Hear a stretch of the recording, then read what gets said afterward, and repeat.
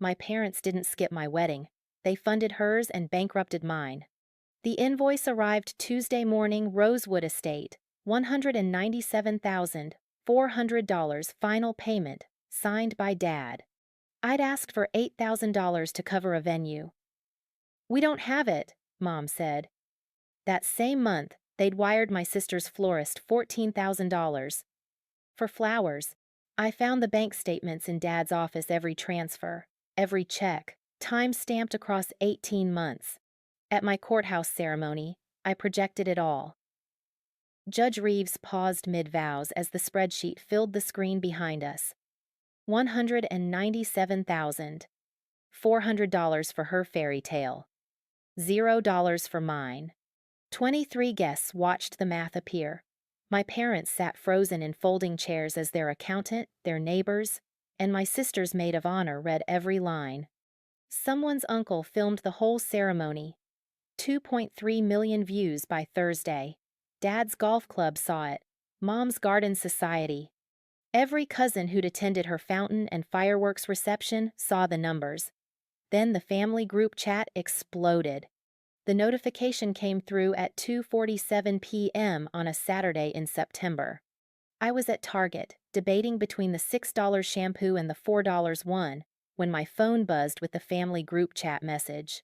Olivia had typed in all caps, "James proposed, I'm engaged," followed by 17 heart emojis, and a photo of her hand diamond catching light. Manicured nails, perfect. Her smile radiant enough to shine through a screen. I bought the $4 shampoo. Standing in the checkout line, I typed congratulations with genuine happiness. Olivia was my sister.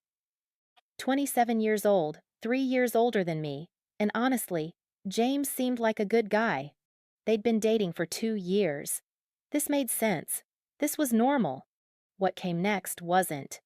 Mom's message appeared 4 minutes later. "Dad and I want to contribute $200,000 to make your dream wedding perfect, sweetheart. You deserve everything. $200,000.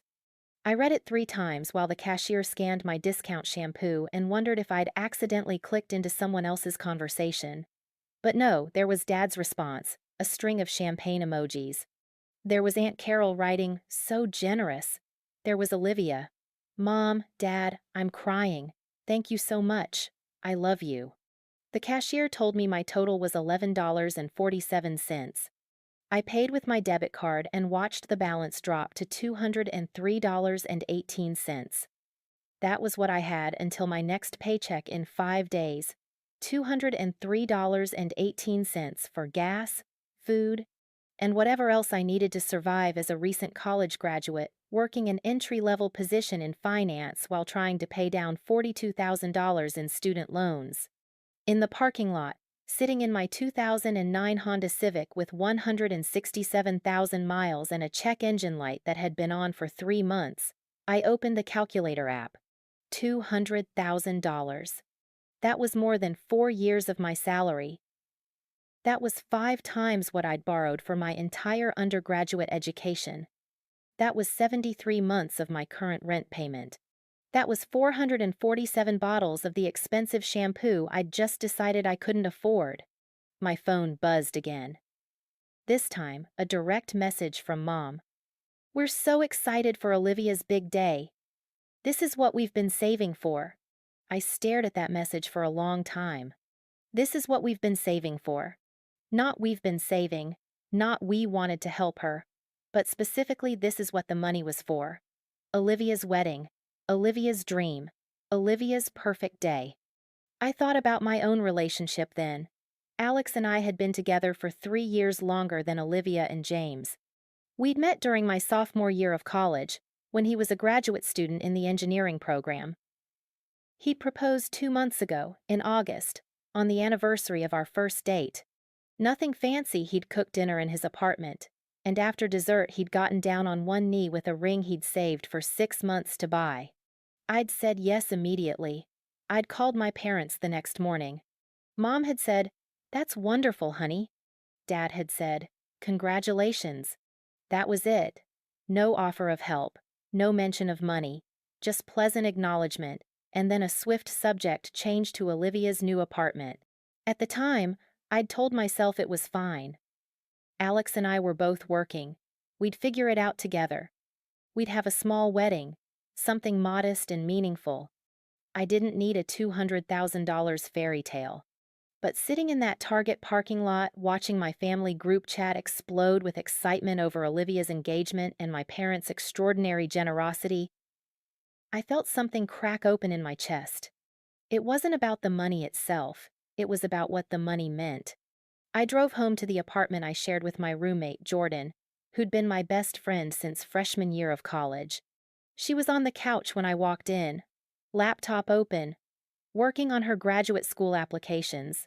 "You okay?" she asked immediately. "You look weird." I told her about the group chat, about the $200,000, about my parents' message, that this was what they'd been saving for. Jordan closed her laptop. "When did you tell them you were engaged?" "August, 2 months ago." "And they said what?" "Congratulations." She was quiet for a moment. Then, "Maya, that's fucked up." "It's their money," I said automatically. "They can spend it however they want."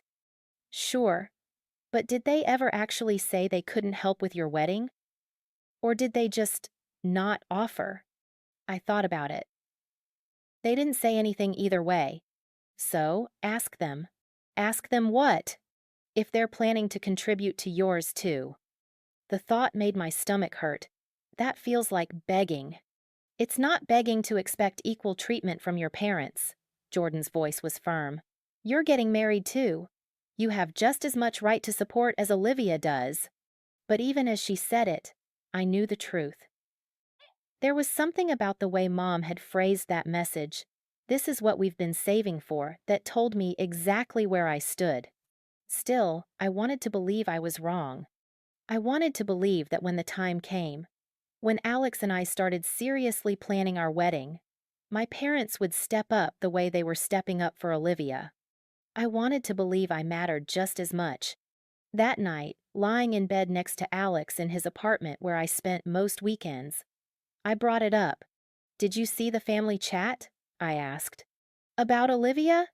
"Yeah, that's crazy generous. $200,000 generous." He whistled. "That's like, that's more than my grad school cost."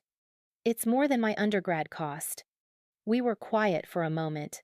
Then Alex said carefully, "Do you think they'll do something similar for us?" "I don't know. Have you asked?" "Not yet." He pulled me closer. "I don't need a $200,000 wedding, Maya. I just need you." I loved him for saying that, but it still hurt. Because it wasn't about what we needed. It was about what my parents thought what I deserved. The next day was Sunday. Family dinner at my parents' house, a tradition we'd maintained since Olivia and I were kids. Every other Sunday, we'd gather around the table in their 4-bedroom colonial in the suburbs, the house they'd bought when Dad's accounting practice took off. The house where we'd grown up, the house that always smelled like Mom's cooking and Dad's coffee. I drove there alone. Alex had work. Jordan had her applications. It was just me, preparing to celebrate Olivia's engagement in person and trying to quiet the voice in my head that kept asking, "What about you?" Olivia was already there when I arrived.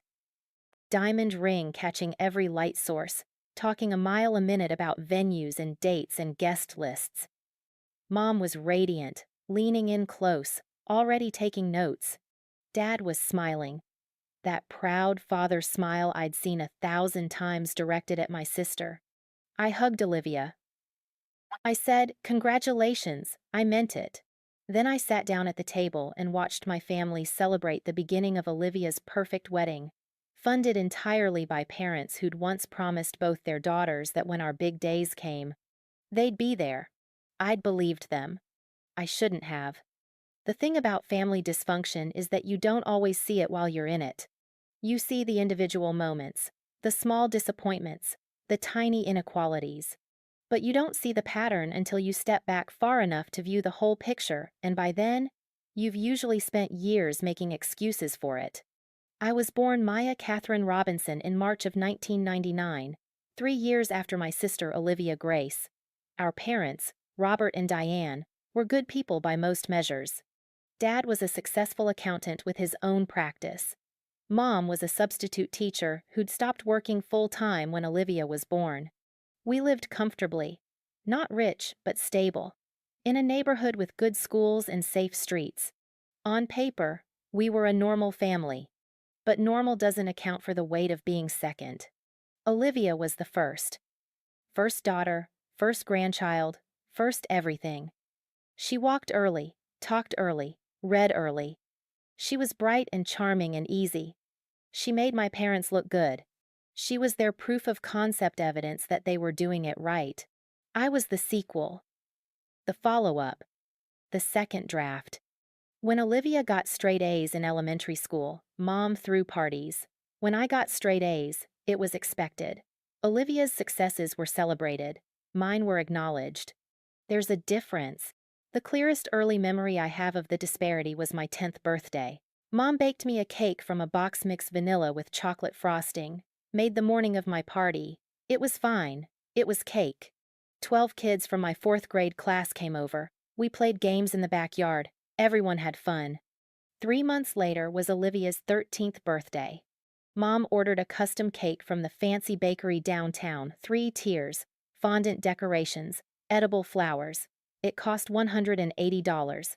I know because I saw the receipt on the kitchen counter and asked Dad about it. It's a special birthday, he'd said. 13 is a big deal. So was 10, I'd thought, but didn't say. Middle school brought more of the same. When I wanted to join the soccer team, my parents agreed but said I'd need to help pay for equipment and fees through chores. I spent that fall raking leaves and washing cars for $20 a week. When Olivia wanted to take voice lessons for theater, they enrolled her immediately at $80 per hour, once a week, for 2 years. High school was when the financial disparity became impossible to ignore. For Olivia's 16th birthday, our parents bought her a car. Not new, but nice, a 2008 Honda Accord, $12,000, silver paint that gleamed in the driveway. They presented it with a bow on the hood. Olivia cried with joy. I was happy for her. I was also 13 and already doing the math. When I turned 16, I got a card with $200 inside and a note. For your driving fund, love, Mom and Dad. I saved that $200. I added to it with money from my part-time job at the mall. By the time I was 17, I had $3,500 saved, and I bought myself a 1,999 Honda Civic with 89,000 miles. The check engine light came on 3 weeks after purchase. At least you have a car, Mom said when I mentioned it needed repairs. College was supposed to be different. I was smart, smarter than Olivia, if I'm being honest, though that felt cruel to even think. I had a 4.2 gigapascals in high school, weighted. I was in National Honor Society. I was treasurer of student council. I scored a 1,450 on my SAT. I got accepted to the state university with a partial academic scholarship that covered 60% of tuition. Mom hugged me. We're so proud of you, honey. Dad said, this is great. The scholarship will really help. I waited for them to tell me how they'd cover the rest. The 40% gap plus room and board. The $15,000 per year I'd still need. They didn't offer. So I asked. We were sitting at dinner, always around that table, and I brought it up as casually as I could manage. So, for college, and with the scholarship, I'll still need about $15,000 a year for tuition and housing. I was thinking I could work part-time, but I wanted to know what you guys were thinking for the rest. Dad and Mom exchanged a look. We'll help where we can, Dad said slowly. But that's a lot per year, Maya. You'll probably need to take out loans. Loans. I nodded. I said, okay. I didn't ask about Olivia's college experience because I already knew. My sister had graduated 2 years earlier from the same state university. She'd lived on campus for 4 years. She'd joined a sorority. She'd studied abroad in Italy for a semester. She'd graduated with a degree in communications and 0 student loan debt. Because our parents had paid for all of it. I know this because Olivia told me once, casually, when I was a sophomore in high school and she was home for Thanksgiving break. We were helping Mom in the kitchen, and she mentioned how grateful she was that she didn't have to worry about loans like her friends did. Mom and Dad are paying for everything, she'd said, smiling. They said they wanted me to start my life without debt. I was 15. I remember thinking, they'll do that for me too. They didn't. I took out $42,000 in federal student loans across 4 years. I worked work-study in the library for $9 an hour. I had a second job waitressing on weekends. I lived in the cheapest dorm, then the cheapest off-campus apartment. I bought used textbooks. I ate ramen and peanut butter sandwiches. I didn't study abroad. I didn't join clubs that required dues. I didn't go on spring break trips. I graduated summa cum laude with a degree in finance. My parents came to my graduation. They sat in the audience. They took photos. Afterward, they took me and Alex to Applebee's for dinner. "We're so proud," Mom said over her chicken Alfredo. Dad nodded. "You worked so hard." They gave me a card. Inside was $100 and a note. "Congratulations, Maya. We know you'll do great things. Love always, Mom and Dad." $100. For 4 years of work, for $42,000 in debt, for graduating in the top 3% of my class. Olivia's graduation gift, 3 years earlier, had been a $2,000 check and a trip to New York City. But I told myself it was fine. I told myself they were older now, maybe more financially strained. I told myself that Olivia was the first to graduate college in our immediate family, so maybe that was special. I told myself 100 different stories to make it make sense. I got a job 2 months after graduation. Entry-level financial analyst at a mid-sized investment firm downtown. $45,000 salary. It felt like a fortune after 4 years of scrambling, but after taxes and loan payments and rent, I was left with about $400 of disposable income per month. Alex had finished his master's in engineering the same year. He got hired at a tech company making $72,000. Together, we started building a life slowly, carefully, paying down debt, and saving where we could. We talked about marriage. We talked about the future. We talked about how we'd do it ourselves, together, without needing anyone's help. And then Alex proposed. It was August 15th, our 3-year anniversary. He cooked my favorite meal, homemade pasta carbonara, which he'd taught himself to make by watching YouTube videos. After dinner, he pulled out a small box. "Maya Catherine Robinson," he said, voice shaking slightly. "You're the smartest, strongest, most beautiful person I've ever met. Will you marry me?" The ring was simple. A small diamond on a silver band. He'd saved for 6 months to buy it, setting aside money from each paycheck, going without lunches out and new clothes and the things he wanted so he could get me something that mattered. I said yes before he even finished asking. I called my parents the next morning, Sunday, giddy and breathless. "Mom, I'm engaged." There was a pause. Then, "Oh, Maya." "That's wonderful, honey." Her voice was warm but not effusive, not surprised, not overwhelmed with joy. "Can I tell your father?" she asked. "Of course." I heard muffled conversation in the background. Then Dad's voice. "Congratulations, sweetheart. Alex is a good guy." "Thanks, Dad. We're thinking maybe next summer for the wedding. Nothing big, but—" "That sounds nice," he interrupted. "We'll talk more about it later. Your mother and I are just heading out to help Olivia move some furniture." Olivia. "Okay," I said. "Love you guys." "Love you too." They hung up. I stood in Alex's kitchen, phone still in my hand, and felt the first crack of something I'd been trying not to feel for 24 years. 2 months later, Olivia got engaged. $200,000 appeared in the family group chat. And I finally saw the pattern I'd been living inside my entire life. I waited 3 weeks before I asked. 3 weeks of watching my family chat explode with wedding excitement. 3 weeks of Olivia sending venue photos and dress appointments and color palette ideas. 3 weeks of Mom responding to every single message with heart emojis and enthusiasm, and, "I can't wait to help you plan this, sweetheart." 3 weeks of silence directed at me. No one asked about my wedding. No one mentioned my engagement beyond that first round of congratulations. It was like Alex's proposal had been a minor footnote in the family story, while Olivia's was the main event.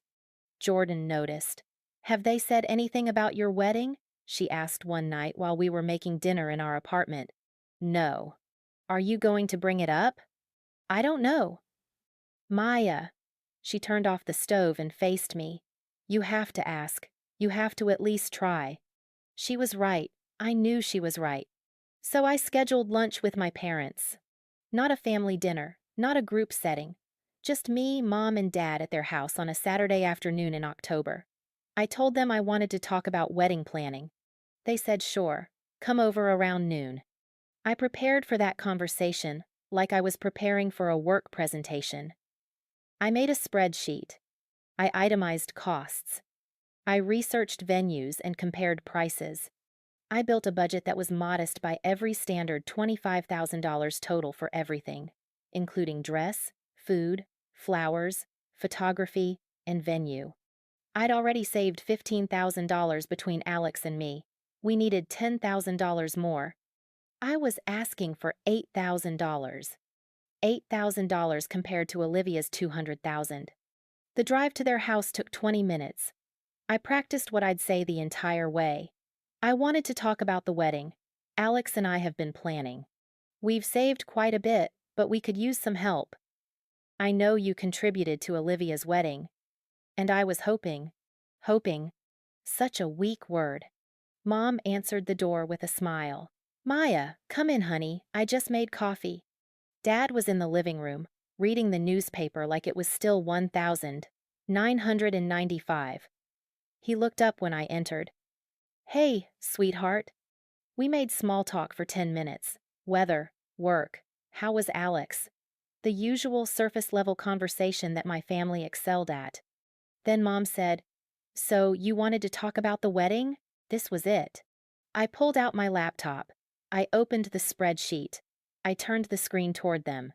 "Alex and I have been planning," I started, voice steadier than I felt. "We want something small and meaningful. About 100 guests. We've been researching venues, and we found a few we really like in our price range." I showed them the numbers. Total budget, $25,000. Our savings, $15,000. Gap, $10,000. "We're asking for help with $8,000, I said, "which would cover the venue and catering. We'd handle everything else ourselves." I looked up at them. Both of their faces were carefully neutral. 8,000, Dad repeated. "Yes, I know it's a lot, but—" "Maya." Mom's voice was gentle. The kind of gentle that comes before bad news. "We don't have it." The words didn't land immediately. They hovered in the air between us like something I could reach out and grab and examine. "You don't have it." "We've stretched ourselves thin with Olivia's wedding," Dad explained, not quite meeting my eyes. "The $200,000 we promised her, that's a significant commitment. We can't afford to contribute to 2 weddings simultaneously." I stared at him. 2 weddings simultaneously. As if $8,000 was the same as $200,000. As if asking for 4% of what they'd given my sister was somehow an equal burden.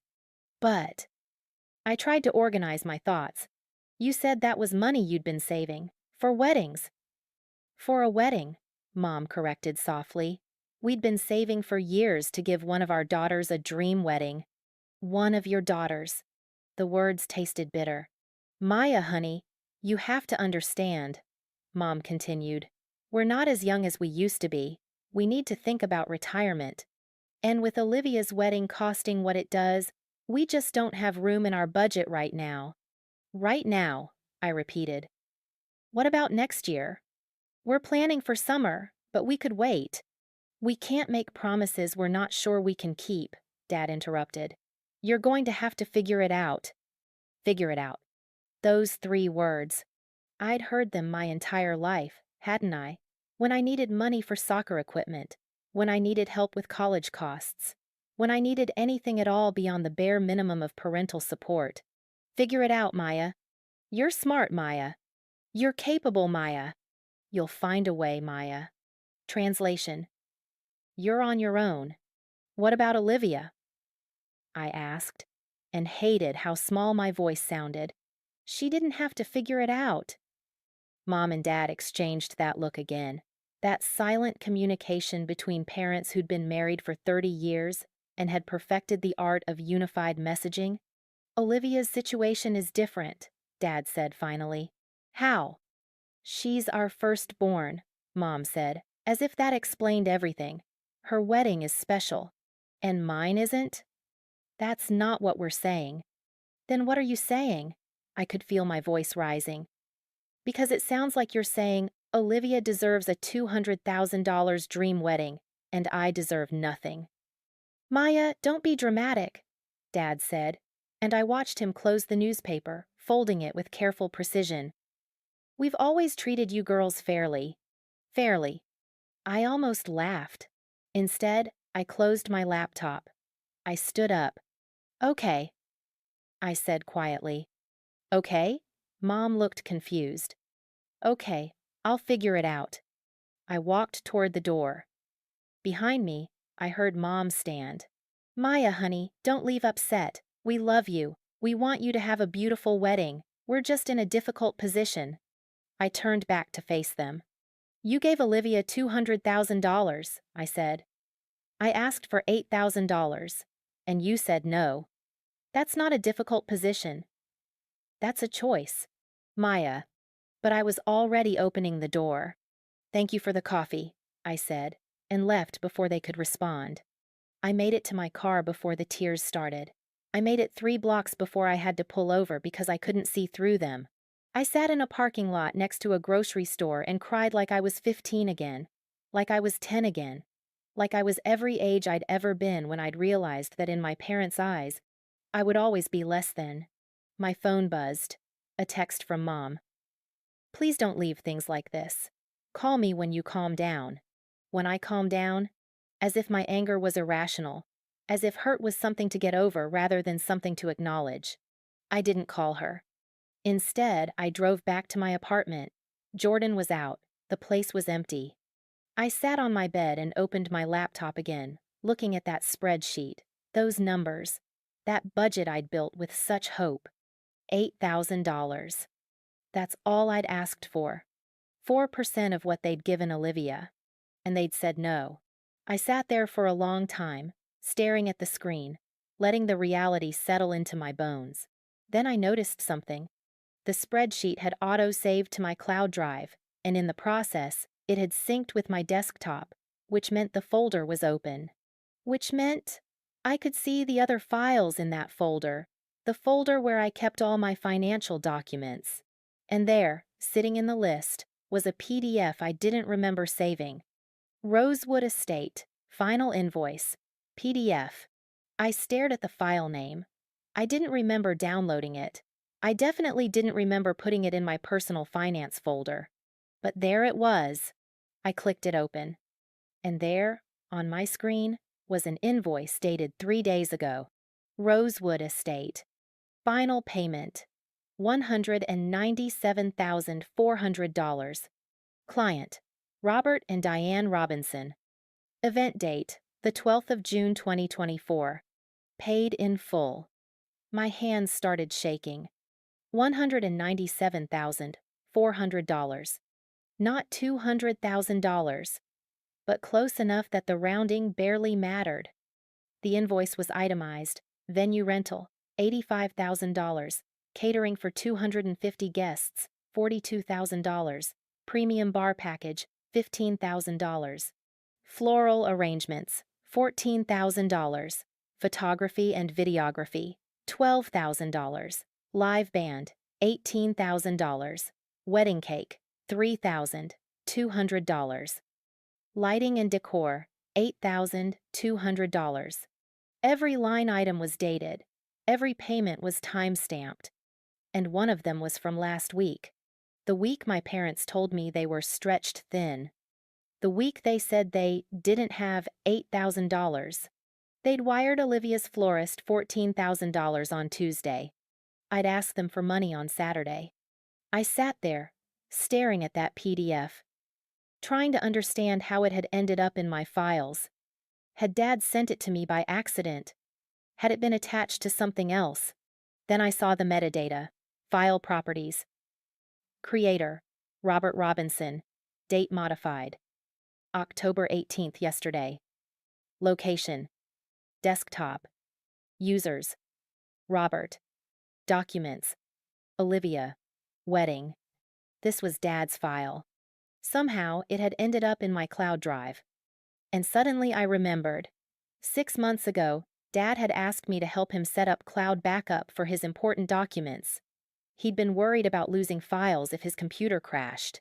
I'd helped him create an account, showed him how to save things to the cloud, explained that it would auto-sync, and apparently, at some point in that process, he'd accidentally synced his wedding folder to my account instead of his, which meant I now had access to everything. I clicked out of the invoice. I looked at the folder that had appeared in my cloud drive. Olivia? Wedding. Inside were dozens of files, contracts, payment confirmations, bank transfer receipts, emails with vendors, timeline spreadsheets. 18 months of financial documentation. Every single expense, laid out in perfect detail. My parents hadn't just paid for Olivia's wedding. They'd paid for every element of it, in full, as bills came due. No payment plans, no delays, just immediate, complete financial support. And they'd done it all while telling me they were struggling, while turning down my $8,000 request because they were stretched thin, while lying to my face about what they could and couldn't afford. I downloaded every file. I organized them by date. I created a backup on a USB drive. And then I sat on my bedroom floor and finally understood something I'd been trying not to see for 24 years. My parents hadn't treated me differently because they couldn't afford to do better. They'd treated me differently because they'd chosen to. I didn't sleep that night. I lay in bed next to Alex, who'd come over after his shift, and stared at the ceiling while my mind replayed the same loop. The invoice. The numbers. The dates. The perfect itemization of every dollar my parents had claimed they didn't have. $14,000 to a florist. 1 week before they told me they were broke. Alex was asleep, breathing steady beside me. Unaware that the financial documents I'd discovered had split my understanding of my family into a clean before and after. Before, I'd believed my parents struggled to help me because money was tight. After, I knew they'd chosen not to. There's a difference between can't and won't. A difference I'd spent 24 years refusing to see. At 3:47 a.m., I gave up on sleep. I got up, careful not to wake Alex, and went to the living room. My laptop was still open on the coffee table where I'd left it. The Olivia wedding folder still displayed on screen like evidence at a crime scene. Because that's what this felt like. A crime. Not legally, maybe, but morally, ethically, in every way that mattered to the person who'd been victimized by it. I clicked through the files again, slowly this time, methodically. The folder was organized by vendor type: venue, catering, floral, photography, entertainment, attire, miscellaneous. Each subfolder contained contracts, invoices, payment confirmations, email chains with vendors. I opened the venue subfolder first. Rosewood Estate Contract, MK. Signed. PDF. I clicked it. The contract was dated March 15th, 2023. 18 months ago. 2 months after Olivia got engaged, the venue deposit was $25,000, paid in full on the signing date. Chase Bank transfer confirmation attached. I did the math in my head. March 2023 was right around the time I'd asked my parents if they could help me pay for a new laptop for work.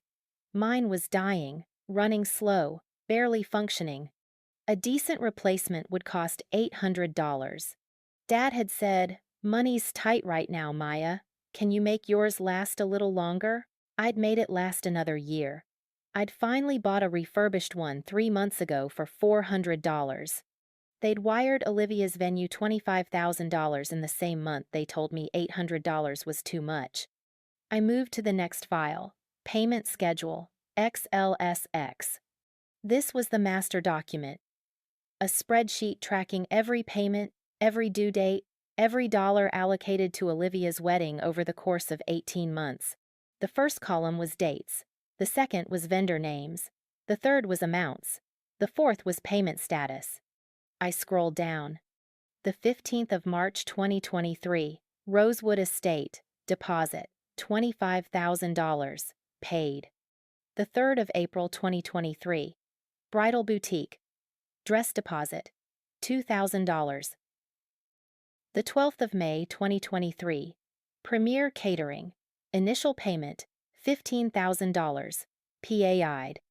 The 8th of June 2023, Fleur de Lis flowers, consultation fee, $500, paid. The list went on, and on, and on. Every month, multiple payments. Some small, like the $500 consultation fee. Some enormous, like the $42,000 final catering payment made in September 2023. September.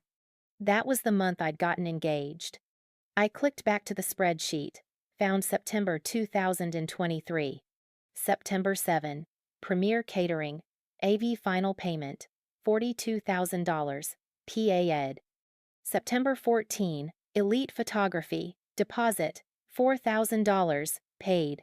September 22, Rosewood Estate, bar package upgrade, $3,500, PAI'd. 3 payments, $49,500 total. In the same month, my parents had responded to my engagement announcement with lukewarm congratulations and zero mention of financial support. My hands were shaking again. I kept scrolling. October 2023, November, December, January 2024. Every month, payments ranging from $2,000 to $25,000. The spreadsheet showed a running total at the bottom. Total spent as of October 2024, $197,400. I opened a new document, started my own spreadsheet. I titled it, The Pattern. Then I went back through the Olivia wedding folder and pulled out every payment date. I cross-referenced those dates against my own memory, my own calendar, my own financial requests. March 2023, parents pay Rosewood Estate $25,000. Tell me $800 laptop is too expensive. June 2023, parents pay florist $500 consultation fee. Tell me they can't help with $600 car repair.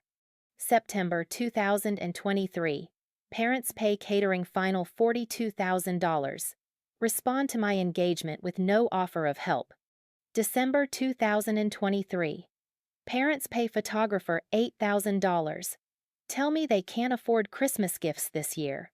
Money's tight. February 2024, parents pay band $18,000. I ask about wedding contribution. Told to wait and see. The pattern was undeniable. Every time I'd asked for help, small amounts, reasonable requests, they'd claimed financial hardship. And every single time, within weeks or even days of those conversations, they'd wired thousands or tens of thousands to Olivia's wedding vendors. They hadn't been broke. They'd been lying. I sat back on the couch. The sky outside was starting to lighten. 5:13 a.m. In a few hours I'd have to go to work and pretend everything was normal. Pretend I hadn't just spent the night cataloging my parents' financial deception. But something else was bothering me. Something that didn't quite fit. The numbers. My parents were comfortable, sure. Dad had a successful accounting practice. Mom worked part-time as a substitute teacher. They had a nice house, paid off their mortgage years ago. They took modest vacations. They weren't wealthy, but they weren't struggling. But $197,400? That was a lot of cash, even for them. I opened my banking app. Logged into the account I'd shared with my parents for years, the one they'd set up when I was 16 to teach me about money management. They were still listed as joint owners. I rarely checked it anymore. I'd moved most of my money to my own accounts after college. But it was still active, still linked. And because it was joint, I could see their transaction history. I scrolled back to March 2023. There. A transfer from their primary checking account to this joint account. $30,000. Then, the same day, a transfer out. $25,000 to Rosewood Estate. I kept scrolling through their transaction history, matching dates to the wedding payment schedule. Every major payment followed the same pattern. A large transfer into the joint account, sometimes $30,000, sometimes $50,000, followed immediately by a transfer out to a vendor. Where was this money coming from? I clicked over to their primary checking account transaction history. More transfers, but these were from another source, an account I didn't recognize. The name on the incoming transfers was R&D Robinson Home Equity Line. Home Equity Line. They'd taken out a loan against their house. I sat there, staring at that revelation, trying to process what it meant. My parents hadn't saved $200,000 for Olivia's wedding. They'd borrowed it. They'd mortgaged their paid-off house, the house they'd spent 30 years paying off, the house they'd always said was their retirement security to fund my sister's fairy tale. And then they'd told me they were too financially strained to contribute $8,000 to mine. The sun was fully up now. 6:42 a.m. Alex stirred in the bedroom. I closed my laptop. I went to the kitchen and made coffee with hands that wouldn't stop shaking. And I decided that I needed to know exactly how deep this went. The opportunity came 3 days later. Mom texted the family group chat on Wednesday afternoon. Olivia's final dress fitting is Saturday at 2 p.m. Dad and I will be there, so excited. Which meant their house would be empty. Which meant I had access to the rest of the documents. I told Jordan my plan that night over dinner at our apartment. She was eating pad thai straight from the takeout container, and I was pushing rice around my plate, too anxious to eat. You're going to break into their house? She asked. It's not breaking in. I have a key. You're going to illegally enter their house while they're gone to search through their private documents? They're not private if they're about me. Even as I said it, I knew it was a weak justification. Jordan set down her chopsticks.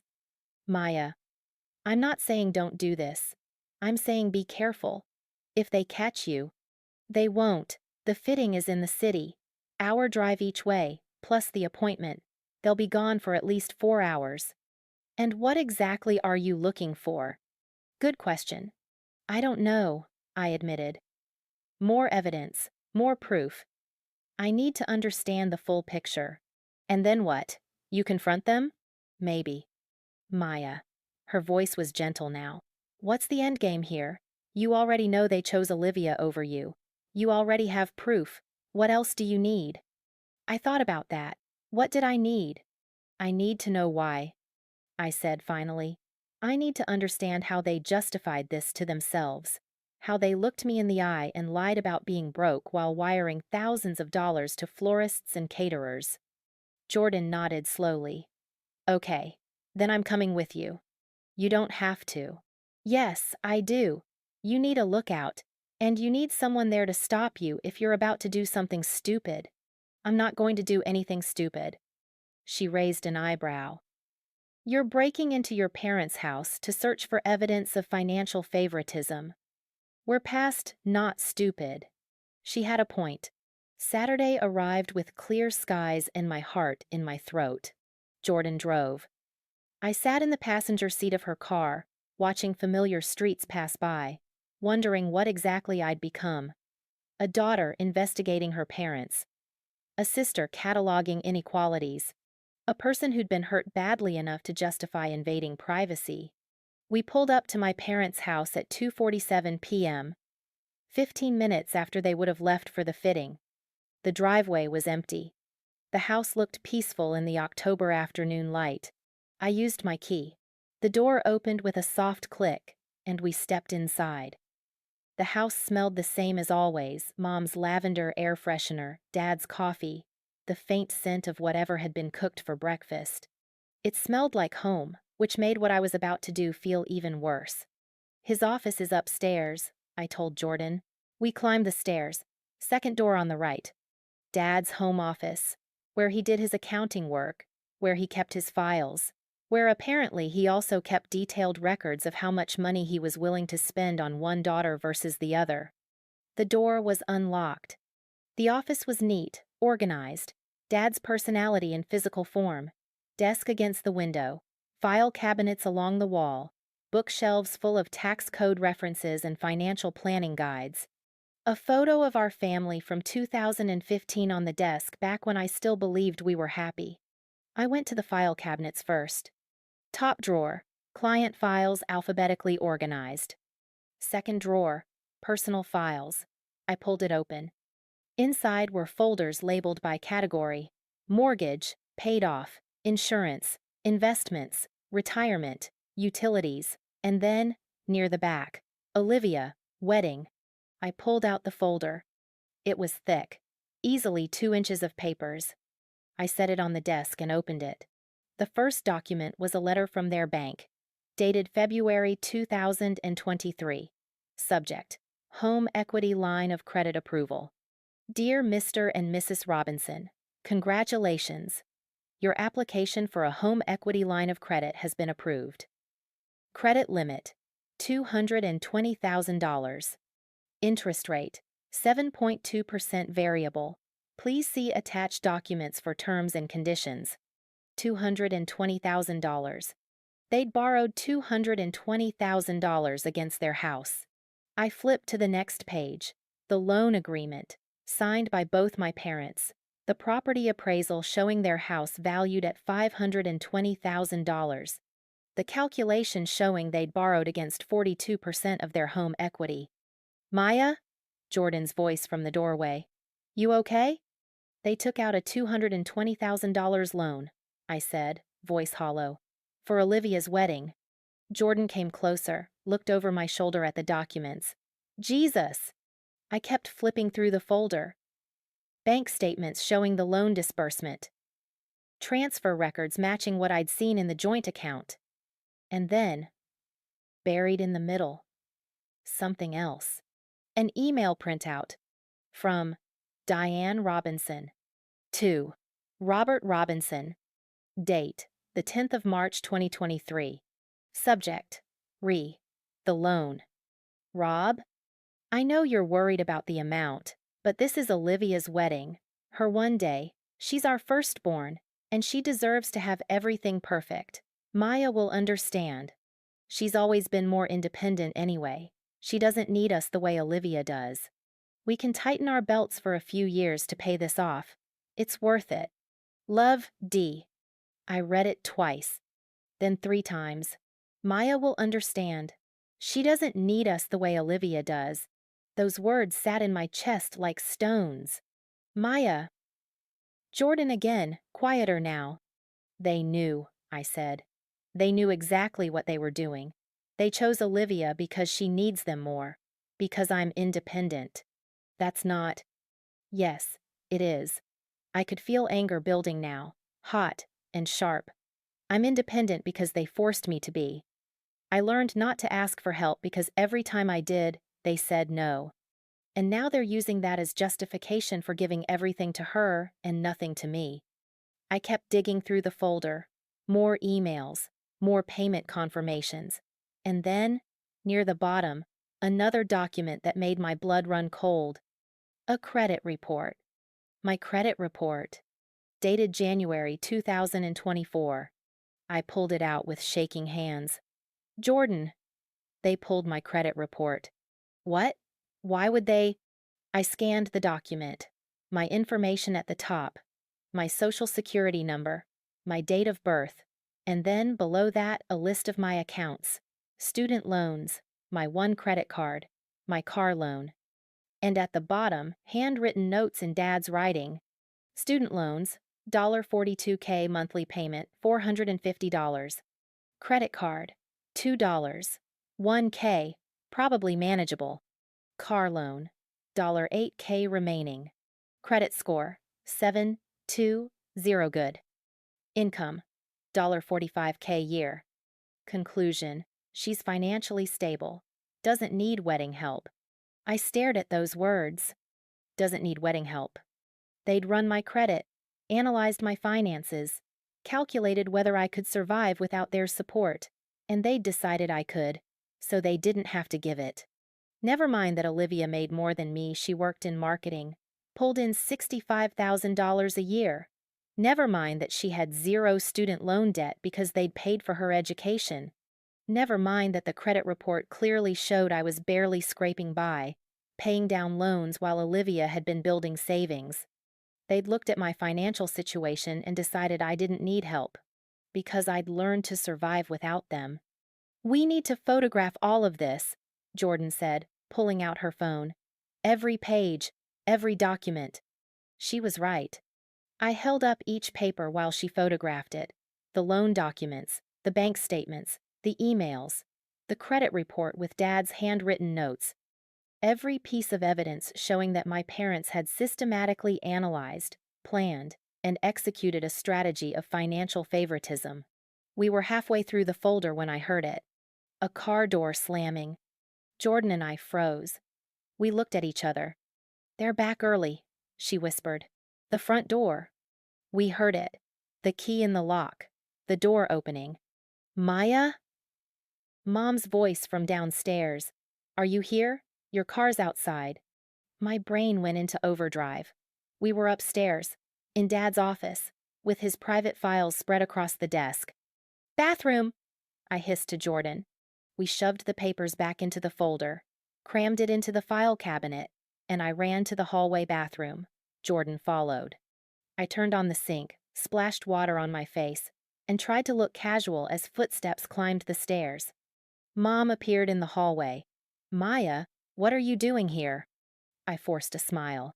"Sorry, I was in the neighborhood and really had to use the bathroom." I texted, but I guess you didn't see it? A lie. But a plausible one. Mom's expression softened. "Oh, honey. Of course. The fitting got canceled. Olivia's dress needed an adjustment they didn't have time for today. Are you okay? You look pale." "Just tired. Work's been busy." She nodded, accepting this.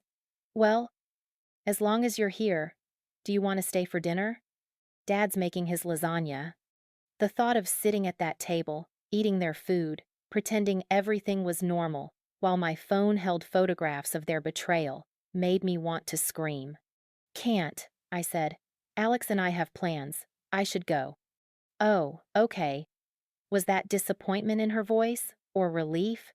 I hugged her briefly, went downstairs with Jordan following, waved to Dad, who'd just brought in groceries, got in Jordan's car, and drove away with evidence of my parents' lies saved in our phones. We went back to my apartment. Jordan uploaded the photos to a cloud drive while I paced the living room, too wired to sit still. "Okay," she said finally, laptop open on the coffee table. "Talk me through what we found." I sat down. Took a breath. They took out a $220,000 home equity loan in February 2023. Jordan nodded, typing. "For Olivia's wedding. Specifically for Olivia. There's an email from Mom to Dad saying Maya will understand and she doesn't need us the way Olivia does." "Fucked up," Jordan muttered. "But we have proof. What else?" "They pulled my credit report in January. Dad analyzed my finances and decided I was financially stable enough that I didn't need wedding help. Meanwhile, they're burying themselves in debt for Olivia." Right. I pulled up my own notes from earlier that week. And here's where it gets worse. I cross-referenced all the dates of their wedding payments with my own timeline, with conversations I had with them. I showed Jordan my spreadsheet. The pattern. She leaned in, reading. March 2023. They pay $25K venue deposit. Tell me $800 laptop is too expensive. June 2023. They pay $500 florist consultation. Tell me they can't help with $600 car repair. September 2023. They pay $42K catering. Respond to my engagement with no offer of help. December 2023. They pay $8K photographer. Tell me money's tight for Christmas. February 2024. They pay $18K band. Tell me to wait and see about wedding contribution. October 2024. They pay $14K florist. Tell me they don't have $8K to help me. Jordan was quiet for a long moment. Then, they've been lying to you for over a year and a half. 18 months, I confirmed. Every time I asked for help, they were actively spending thousands on Olivia. This isn't favoritism. This is systematic financial abuse. The words hit hard. Is that what this is? Maya. Jordan turned to face me fully. They pulled your credit report without permission. They analyzed your finances to determine whether you needed their help. They went into debt for one daughter while telling the other they were broke. That's not just being bad parents. That's calculated. I thought about Mom's email. Maya will understand. She's always been more independent anyway. Had they convinced themselves this was fair? That because I'd learned to survive their neglect, I somehow deserved less? That my ability to cope with their absence was justification for their continued absence? There's more, I said quietly. I need to map the full timeline, not just the wedding payments, everything. Jordan pulled up a new document. We spent the next 3 hours reconstructing my entire financial relationship with my parents. I went through my email, my text messages, my bank statements. Every conversation about money, every request for help, every time they'd said yes, every time they'd said no, and every dollar they'd given Olivia in the same time period. The document grew. Age 102009. Maya's birthday cake, $12 box mix. Olivia's birthday cake, $180 custom bakery. Age 132012. Maya joins soccer, must pay equipment fees through chores, $20 week. Olivia starts voice lessons. Parents pay $80 hour, weekly, for 2 years. Age 1, 62015. Maya's 16th birthday, $200 cash for driving fund. Olivia's 16th birthday, $12,000 Honda Accord. Age 172016. Maya buys own car, $1,999 Honda Civic, $3,500 saved from work. Olivia's car maintenance. Parents pay all costs. Age 18 to 22, 2017 to 2021. College. Maya's tuition. 60% scholarship plus $42K student loans. Olivia's tuition. Parents paid 100%. Zero debt. Maya's housing. Worked 2 jobs to cover rent. Olivia's housing. Parents paid all 4 years. Maya's study abroad. Couldn't afford. Olivia's study abroad. Parents paid for Italy semester. Age 222021. Graduation. Maya's graduation gift, $100 cash. Olivia's graduation gift, $2,000 cash plus NYC trip. Age 242023 to 2024. Engagements. Maya asks for $8,000 wedding help. Denied. We don't have it. Olivia's wedding budget, $197,000. $400 funded through home equity loan. The pattern wasn't just clear, it was devastating. Every single milestone, every birthday, every achievement, Olivia got the premium version. I got the discount. And it had been this way my entire life. I was 10 years old, I said, staring at the timeline. When did this start? Was I born being worth less to them, or did I do something that made them decide I was? Jordan reached over and took my hand. You didn't do anything, Maya. This isn't about you. It's about them. Then why? My voice cracked. Why did they choose her over me? I don't know.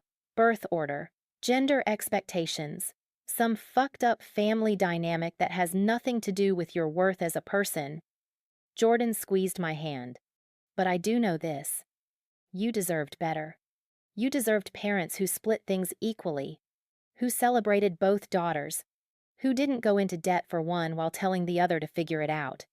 I looked at the document on the screen. 24 years of my life, reduced to a spreadsheet of inequalities. What do I do with this? I asked. Jordan was quiet for a moment. Then, what do you want to do? Good question. A week ago, I would have said confront them privately. Have a family conversation. Try to make them understand how much they'd hurt me. But now, looking at the evidence, the emails, the credit report, the calculated nature of their deception, I knew that wouldn't work. They already knew. They'd chosen this. They'd looked at the numbers, analyzed the situation, and decided I wasn't worth their money. A private conversation would just give them the opportunity to make excuses, to gaslight me, to convince me I was being dramatic or ungrateful or misunderstanding the situation. I needed witnesses. I needed people who would see the truth and couldn't deny it. I needed to expose this in a way that made denial impossible. Olivia's wedding, I said slowly. Jordan looked at me. What about it? It's in 8 months, June 12th, 250 guests. Everyone who matters to my parents will be there. You want to expose them at Olivia's wedding? I thought about it. Really thought about it. I want everyone to see what they've hidden, I said. I want their friends, their family, everyone who thinks they're generous parents to know that they went $200,000 into debt for one daughter while telling the other they were broke. That's nuclear, Maya. So is what they did to me. Jordan nodded slowly. Okay, then we need more than photos. We need physical evidence. Documents we can show people. A presentation maybe. Something undeniable. She was right. If I was going to do this, if I was really going to stand up in front of 250 people and accuse my parents of systematic financial favoritism, I needed to be unimpeachable. I needed evidence so clear that even they couldn't talk their way out of it. I need a lawyer, I said. To sue them? No, to advise me, to tell me what's legal and what's not, to make sure that when I do this, I'm protected. Jordan pulled up her laptop, started searching. Okay, let me find you someone who specializes in family law. While she searched, I looked at the timeline again. All those years, all those little cuts that I'd told myself didn't matter. They mattered. They all mattered. And in 8 months, at Rosewood Estate, in front of everyone my parents wanted to impress, I was going to make sure everyone else knew it too. Jordan and I made it out of my parents' house with evidence photographed on both our phones, 47 images of bank statements, loan documents, payment schedules, and that devastating email from Mom about how I didn't need them the way Olivia does. We drove back to my apartment in silence. Once inside, Jordan uploaded everything to a secure cloud drive while I sat on the couch, staring at nothing. The adrenaline from almost getting caught was fading, replaced by something heavier. The weight of knowing, really knowing, exactly how little I'd mattered. Maya, Jordan's voice pulled me back. You need to talk to someone about this. I'm talking to you. I mean someone professional, a therapist, or, she hesitated, or a lawyer. A lawyer for what? They didn't break any laws. Are you sure about that? Jordan pulled up her laptop. Because pulling someone's credit report without permission? That's actually illegal in a lot of cases. I blinked. What? The Fair Credit Reporting Act. I took a business law class last semester. You can't just run someone's credit without their consent, unless you have a permissible purpose. And deciding whether to help your daughter with her wedding isn't a permissible purpose. I thought about Dad's handwritten notes on my credit report. She's financially stable, doesn't need wedding help. He's an accountant, I said slowly. He probably has access to credit reporting services through his practice. He would have known it was illegal. Exactly. We looked at each other. I need to call Alex, I said. Alex came over within an hour. I'd texted him. Need to talk. Important. He'd responded immediately. On my way. When he arrived, Jordan let him in. He took one look at my face and sat down next to me on the couch, pulling me close. What happened? I told him everything. The discovered files. The home equity loan. The pattern of lies spanning 18 months. The email from Mom. The credit report Dad had pulled illegally. Alex was quiet through all of it. When I finished, he was quiet for another long moment. Then he said, I'm gonna say something, and I need you to hear me. I nodded. Your parents are not good people. The words hit like a physical thing. I'd thought them myself, but hearing someone else say it, hearing Alex, who was kind and measured, and always saw the best in everyone, say it made it real. I know they're your parents, he continued. I know you love them, or loved them, or some complicated version of that. But Maya, what they did to you is abuse. Financial abuse. Emotional abuse. And now we know they broke the law to justify it to themselves. I don't know what to do, I whispered. Yes, you do. Jordan spoke up from the chair across from us. You confront them. And say what? I broke into your house and found out you're horrible? You didn't break in. You had a key. And you didn't find out they're horrible, you confirmed what you already knew. Jordan leaned forward. But here's the thing. If you confront them privately, they'll gaslight you. They'll make excuses. They'll say you're overreacting or misunderstanding, or being ungrateful. She was right. I knew she was right. So what do I do? I asked. Alex and Jordan exchanged a look. Then Alex said carefully, What do you want to do? I thought about it. Really thought about it. What did I want? I want them to face consequences, I said slowly. I want everyone who thinks they're generous, loving parents to know the truth. I want their friends, their family, everyone at Olivia's $200,000 wedding to know that they went into debt for her while telling me they were broke. That's public exposure, Jordan said. That's nuclear. So is what they did to me. Alex was quiet. Then, if you're going to do this, if you're really going to expose them publicly, you need to be smart about it. You need protection.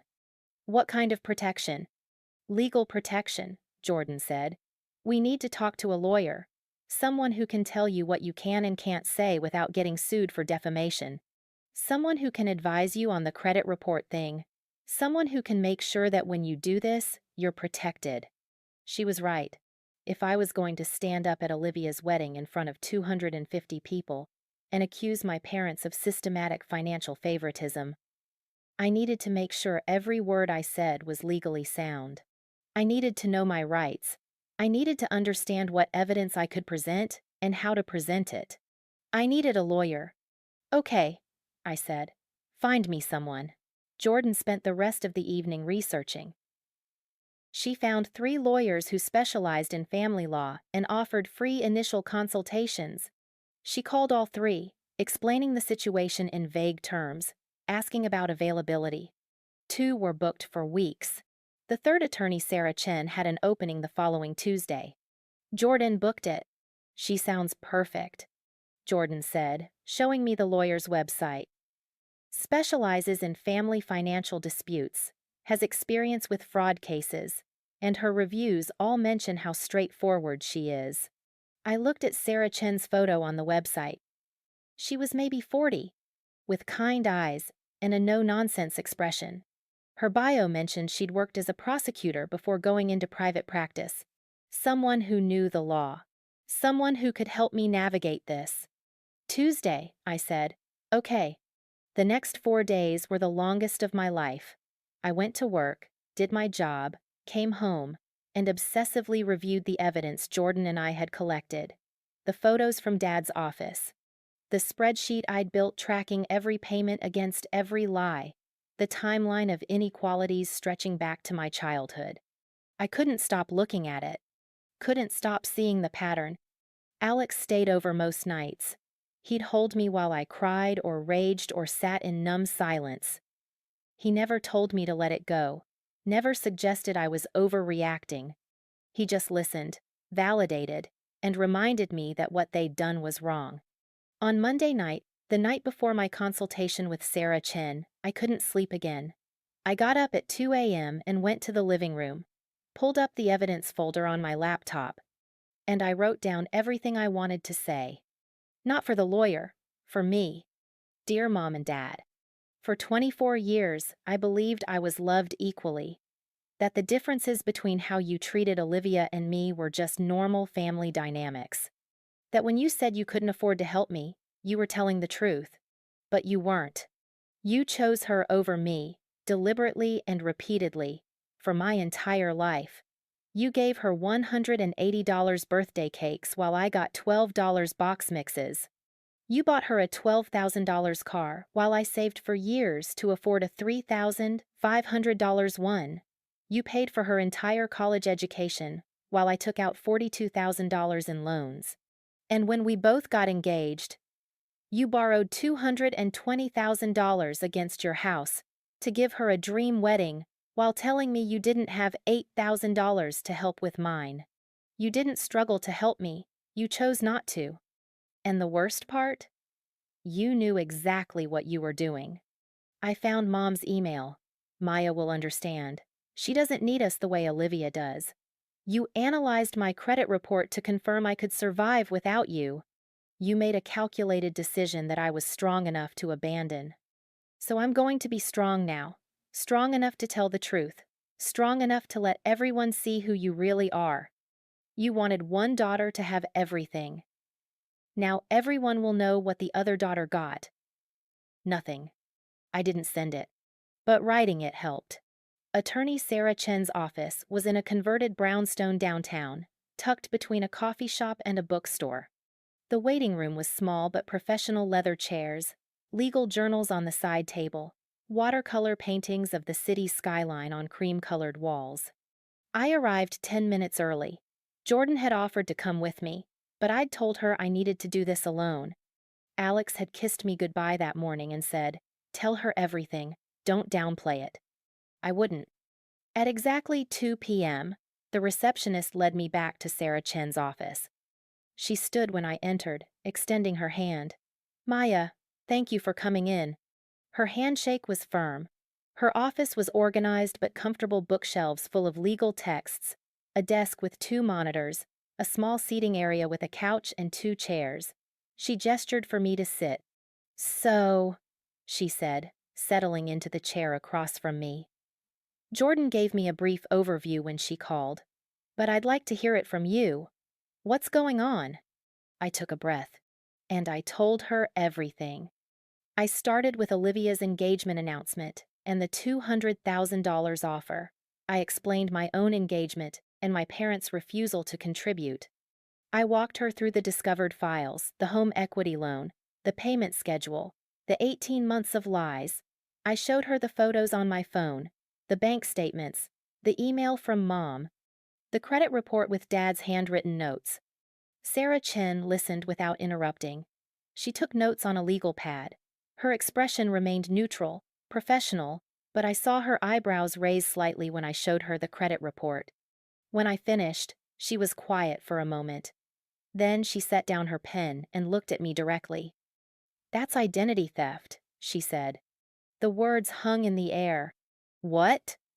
"Your father pulled your credit report without your permission and without a permissible purpose under the Fair Credit Reporting Act. That's a violation of federal law. It's a form of identity theft." Identity theft. My father had committed identity theft against me. "But he's my father," I said weakly. "Don't parents have access to their children's—" "Not adult children. You're 24. You're a legal adult. He has no right to access your credit information without your explicit consent. And deciding whether to help you financially is not a permissible purpose under FCRA." I stared at her. "Can I sue him?" "Yes. You could file a civil lawsuit under FCRA. Statutory damages range from $100 to $1,000 per violation." And you could also pursue actual damages and attorney's fees. But, she held up a hand. Before we talk about lawsuits, let's talk about what you actually want. I want them to face consequences. Legal consequences, or social consequences. I thought about that. Both. But honestly, I think social consequences will hurt them more. My father's an accountant. His reputation is everything. My mother's whole identity is being a good parent. I want everyone who knows them to see the truth. Sarah Chen nodded slowly. Okay, so you're thinking about public exposure. At my sister's wedding, in June, in front of 250 people. That's 8 months away. I know, but it's when everyone will be there. When they'll be celebrating how generous and loving my parents are. When the evidence will be impossible to ignore. Sarah Chen leaned back in her chair. Let me be very clear about something, Maya. If you do this, if you publicly accuse your parents of financial favoritism and present evidence at a wedding, you need to make absolutely certain that everything you say is true and provable. Otherwise, they can sue you for defamation. Everything I found is true. I have documentation. I believe you. But defamation law is tricky. Truth is an absolute defense, yes, but you also have to be careful about how you present information. You can't imply things that aren't proven. You can't make accusations you can't back up with hard evidence. She pulled out a fresh legal pad. Let's go through what you can and cannot say. For the next hour, we built a framework. Can say, my parents paid $197,400 for my sister's wedding, provable with bank statements. I asked for $8,000 to help with my wedding venue, and they said they didn't have it, provable with texts, emails. They told me money was tight while making payments to wedding vendors, provable with timeline. My father accessed my credit report without my permission, provable with the document. Cannot say. My parents don't love me. Subjective. Unprovable. They deliberately abused me. Legally fuzzy terminology without clinical diagnosis. Anything about Olivia's knowledge or complicity. No evidence she knew. Gray area. They chose my sister over me. Implied by facts, but subjective interpretation. They lied to me repeatedly. Can prove specific lies, but repeatedly might be challenged. Sarah Chen looked up from her notes. Here's my advice. Stick to facts, dates, dollar amounts, direct quotes. Let the facts speak for themselves. Don't add emotional interpretation. The numbers are damning enough without you having to editorialize. I nodded, taking notes on my phone. Second piece of advice. Document everything from now until June. Every conversation with your parents. Every text, every email, every interaction. If they make more excuses about money, record it. If they make more payments to wedding vendors, track it. Build an airtight timeline. I can do that. Third, prepare for fallout. Your family will fracture. Some people will side with you. Some will side with them. Some will try to stay neutral and pressure you to back down. You need to be ready for that. I know. Sarah Chen studied me for a long moment. Why June? Why wait 8 months? Why not confront them now? I thought about that. Because I want witnesses, I said finally. I want everyone who matters to them to see the truth at once. If I confront them privately, they'll spin it. They'll tell their version to family and friends before I can. But if I do it publicly, at a wedding they're hosting, in front of everyone they want to impress, they can't control the narrative. That's strategic, Sarah Chen said. But it's also risky. Weddings are emotional. People might see you as the villain for ruining your sister's day. Olivia's not the villain here. I'm not trying to punish her. I know that. But optics matter. Some people won't care about the facts. They'll just see a woman who destroyed her sister's wedding. She was right. I knew she was right. So what do I do? Sarah Chen tapped her pen against the legal pad.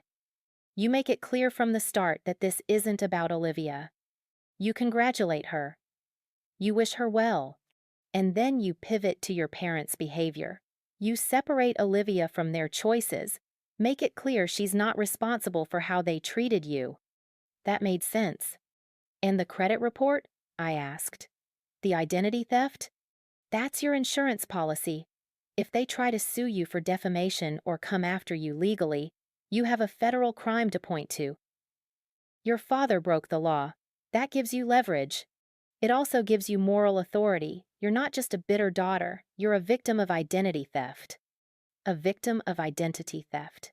Committed by my own father? Do you think I should file a police report? I asked. Sarah Chen was quiet for a moment. That's up to you. Filing a report would create an official record, which could be useful. But it would also escalate things immediately. Your father could face criminal charges. Your family would implode before June. Is that what you want? Was it? I didn't know. Can I wait to decide? I asked. Yes. The statute of limitations for FCRA violations is typically 2 years from the date you discover the violation. You have time, but I'd recommend keeping the option open. It's a powerful card to have in your hand. I nodded. Sarah Chen closed her legal pad. Okay, here's what I recommend. Between now and June, you document everything. You organize your evidence into a presentation clear, factual, visual. You prepare your statement. And you consult with me before you deliver it, to make sure every word is legally sound. I'll review your materials, advise on phrasing, and help you bulletproof your approach. How much will that cost? My rate is $300 an hour. For something like this, I'd estimate 10 to 15 hours of work total between now and June. Call it $3,000 to $4,500. I did the math in my head. It would take most of my savings, but it was worth it. Okay, I said. Let's do it. Sarah Chen smiled for the first time since I'd walked in. Good. Then let's make sure that when you stand up in front of those 250 people, you're unimpeachable. I left Sarah Chen's office with a clear action plan and, for the first time in weeks, a sense of purpose. I wasn't just hurt anymore. I was building a case. I had a lawyer, a strategy, and 8 months to prepare. I called Jordan from the parking lot. How'd it go? She answered immediately. I'm doing it. The lawyer's on board. She's going to help me prepare everything. Maya, are you sure? Yes, completely sure. Jordan was quiet for a moment. Okay, then I'm all in. Whatever you need. I need help organizing evidence. I need someone to keep me sane for the next 8 months. And I need someone to be there at the wedding. To film it, to support me, to make sure I don't back down.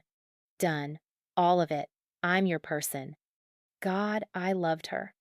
Thank you, I said, voice tight. Don't thank me. Thank me after you've blown up your family and lived to tell about it. I almost laughed. That night, Alex, Jordan, and I sat down in my apartment to build the full evidence file. We had 8 months, but Sarah Chen had been clear. The more organized and thorough the documentation, the stronger the case. We created a shared folder in the cloud, divided it into categories. 1. Financial evidence. Bank statements showing Olivia's wedding payments. Home equity loan documents. Payment schedule spreadsheet. My own financial requests and denials, texts, emails. 2. Timeline. Chronological list of every payment versus every time I was told no.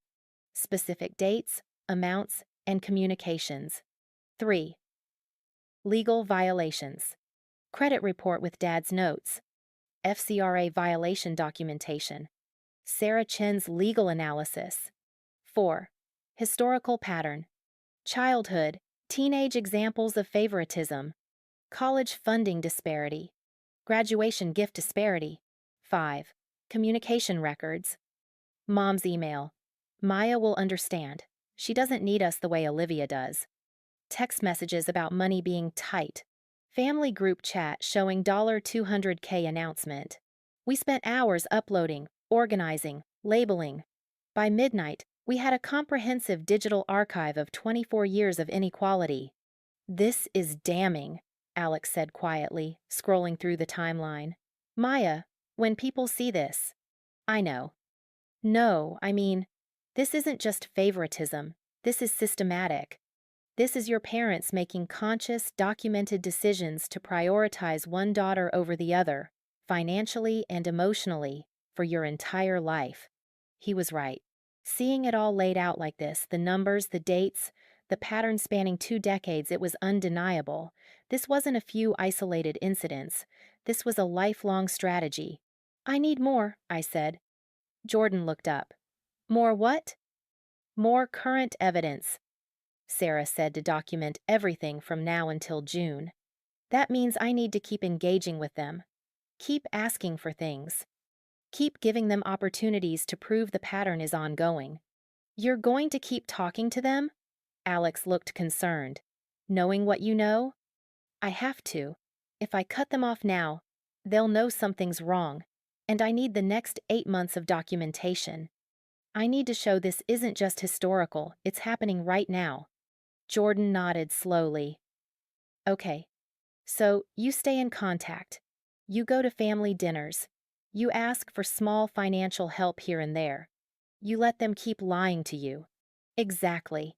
That's going to be brutal, Alex said, sitting at that table, smiling, acting normal while you know what they've done.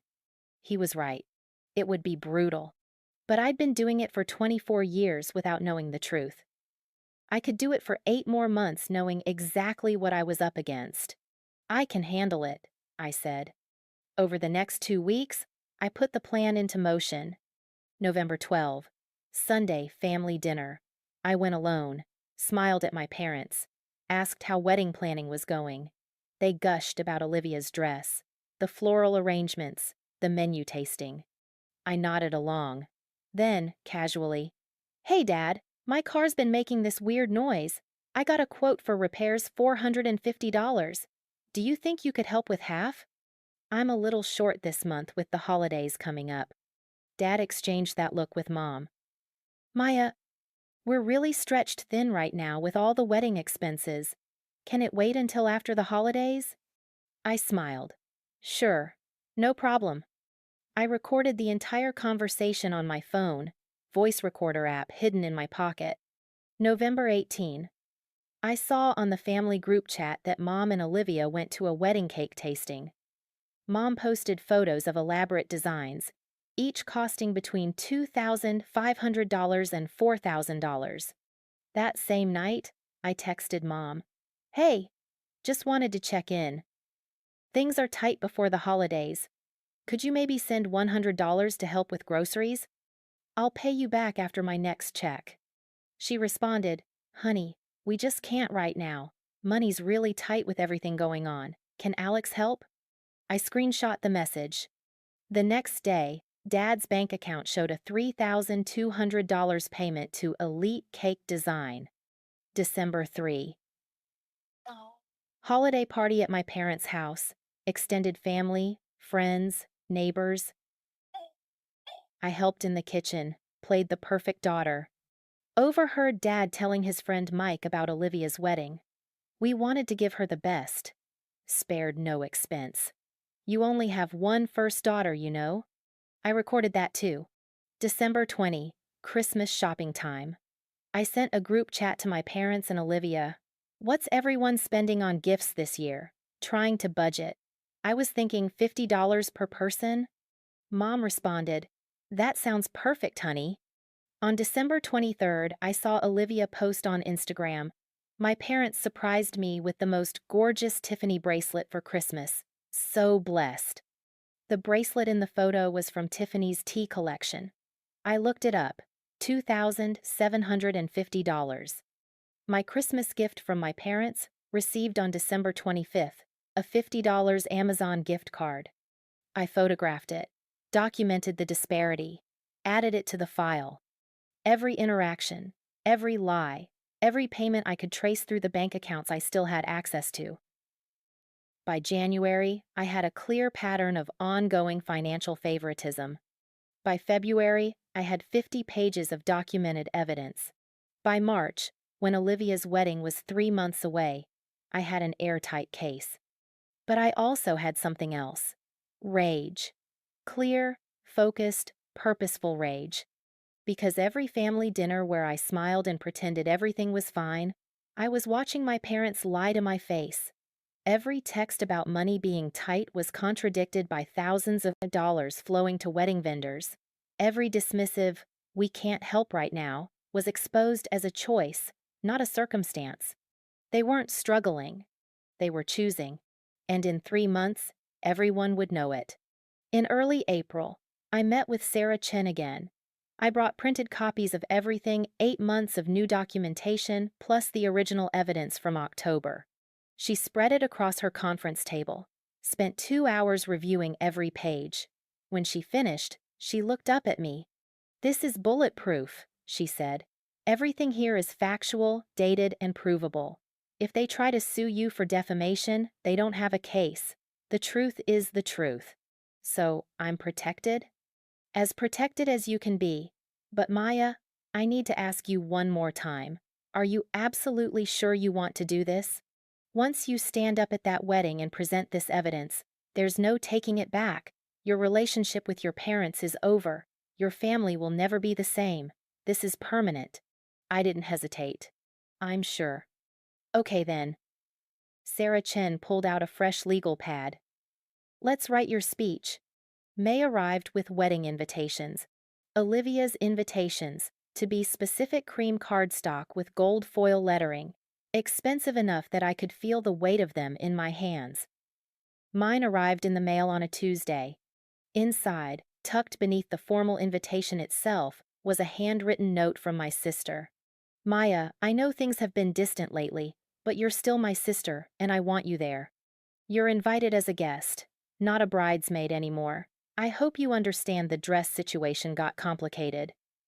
But please come, it would mean everything to me. Love, Olivia." Not a bridesmaid anymore. I'd been demoted. Probably because I'd been too busy to attend the last 3 wedding planning events. Or maybe because Olivia sensed something was off. Either way, I was relieved. Being a regular guest would make what I was about to do slightly less complicated. I texted back, "Of course I'll be there. Wouldn't miss it." Then I added the invitation to my evidence folder under Final Details. That weekend, Jordan, Alex, and I sat down in my apartment for what Sarah Chen had called war room planning. We had 6 weeks until the wedding. 6 weeks to finalize every detail of the most important moment of my life. "Okay," Jordan said, pulling up a document on her laptop. Sarah sent over the final speech draft. "Let's go through it." The speech was exactly 3 minutes long. Sarah Chen had timed it. She'd also structured it like a legal argument: opening statement, evidence presentation, conclusion. Every word had been vetted for legal liability. Every claim was backed by documentation. I read through it aloud, practicing the delivery. Opening, 30 seconds. "Before we toast the happy couple, I need to address something that's been weighing on me. Olivia, I'm so happy for you. You look beautiful, and James is lucky to have you. This isn't about you. This is about our parents and choices they made that everyone here should know about." Evidence, 2 minutes. In January 2023, when Olivia got engaged, our parents announced they'd contribute $200,000 to her wedding. In August 2023, when I got engaged, I asked them for $8,000 to help with my venue. They told me they didn't have it. They said money was tight. The speech went on. Specific dates, specific amounts, the home equity loan, the credit report, the pattern spanning 8 months of documented lies. Conclusion. 30 seconds. I have bank statements, loan documents, and communication records proving everything I just said. I'm not asking for your pity. I'm asking you to see the truth. My parents chose one daughter over the other, deliberately and repeatedly, and I'm done pretending it didn't happen. When I finished reading, the room was silent. "That's powerful," Alex said quietly. "That's devastating," Jordan corrected. "Maya, when you deliver this, people are going to lose their minds." "Good. Your parents will try to stop you." "I know. They might cause a scene, yell, Try to grab the microphone, maybe even physically remove you. I'd thought about this. That's why I need you there. Both of you. Jordan, you'll be filming from the back of the room. Alex, you'll be near the front. If they try to stop me, you intervene. Alex nodded. I'm not letting anyone touch you. What about security? Jordan asked. Rosewood Estate probably has event staff. They might escort you out if your parents complain. Then I talk fast. Get through the evidence before they can stop me. Even if they cut me off after 90 seconds, I'll have said enough. Sarah Chen had prepared for this scenario too. She'd advised, get the core accusation out in the first minute. The dollar amounts. The disparity. If you're interrupted after that, you've still accomplished your goal. What about afterward? Jordan asked. After you've said your piece and walked out, what's the plan? We leave immediately. Don't engage with anyone who tries to confront us. Get to the car and go. And then? And then we wait. For the fallout. Over the next 6 weeks, I prepared like I was preparing for trial. I memorized the speech, practiced it in front of the mirror 20 times, timed myself, adjusted phrasing, made sure I could deliver it even if my voice was shaking, even if I was crying, even if my parents were yelling. I printed physical copies of the evidence bank statements, the home equity loan documents, the payment schedule, the credit report, the email from Mom, organized them in a folder with tabs, laminated the most important pages so they wouldn't smudge or tear. I bought a new dress, professional, elegant, appropriate for a wedding but also for what I was about to do. Navy blue, knee-length, structured.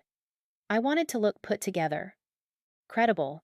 Jordan bought a small, high-quality camera that looked like a phone. For filming, she explained. If I'm holding up my phone, someone might tell me to put it away. But if it looks like I'm just checking something, I can record the whole thing. Alex took the day off work. I'm not missing this. Whatever happens, I'm there. Sarah Chen reviewed the speech one final time in late May. You're ready, she said. Just remember, stick to facts. Don't get pulled into emotional arguments, and get out as soon as you've said your piece. Don't stay for questions. Don't try to defend yourself in the moment. Say what you need to say and leave. What if people try to stop me? They might. But Maya, you'll have 250 witnesses. Even if they shut you down halfway through, those witnesses will have heard enough. The story will spread. You'll have accomplished your goal. 1 week before the wedding, I had a final family dinner at my parents' house. It was surreal. Sitting at that table, eating Mom's pot roast, listening to Dad talk about how excited he was for Olivia's big day, watching them smile and laugh like they hadn't spent the last 24 years systematically prioritizing one daughter over the other. Maya, you've been so quiet lately, Mom said at one point. Is everything okay? I smiled. Everything's fine. Just busy with work. Are you excited for the wedding? So excited. It's going to be beautiful. Mom beamed. It really is. We've put so much love into making this day perfect for Olivia. So much love. So much money. None for me. I can tell, I said. You've done an amazing job. After dinner, Dad pulled me aside. Maya, I know we haven't been able to help with your wedding like we did with Olivia's, but you understand, right? We only had so much saved. And I understand, Dad, I interrupted. It's fine, really. He looked relieved. Good. I'm glad. You've always been so independent, so strong. There was that word again. Independent. Translation. You learned not to need us because we never gave you a choice. I hugged him goodbye. Hugged Mom. Told them I'd see them at the wedding. And I left that house for what I knew would be the last time. June 12th arrived with perfect weather. 75 degrees, sunny, clear skies, the kind of day people pay thousands to guarantee for their weddings. Olivia had gotten lucky. Or maybe Mom and Dad had paid for that too. I woke up at 7 a.m. in the hotel room Jordan and I had booked. Alex was in the room next door. The wedding didn't start until 4 p.m. Ceremony at 4, reception at 6, but I couldn't sleep past dawn. Jordan found me on the hotel room balcony, drinking coffee and staring at nothing. "How are you feeling?" she asked. Terrified. "Good. You should be. What you're about to do is insane." I almost laughed. "Is it too late to back out?" "Yes, way too late. You've spent 8 months building this case. You've paid a lawyer thousands of dollars. You've practiced that speech 50 times. And most importantly, you're right. They deserve to be exposed." She was right. I was right. This needed to happen. "Okay," I said. "Let's do this." We spent the morning getting ready like we were preparing for battle. I showered, did my makeup carefully natural but polished. I wanted to look credible, composed. Jordan helped me with my hair, pinning it back in a simple style that wouldn't distract. At 2 p.m., Alex knocked on our door. He was wearing a dark suit, looking handsome and serious. "You look like you're going to a funeral," Jordan said. "Feels appropriate," he replied. We drove to Rosewood Estate at 3 p.m. The venue was exactly as expensive, as the invoices had suggested: sprawling gardens, elegant stone buildings, manicured lawns that probably cost more to maintain than my monthly rent. Cars were already arriving, guests in formal wear, clutching wrapped gifts, smiling and chatting. I recognized some of them: my parents' friends, extended family, people I hadn't seen in years.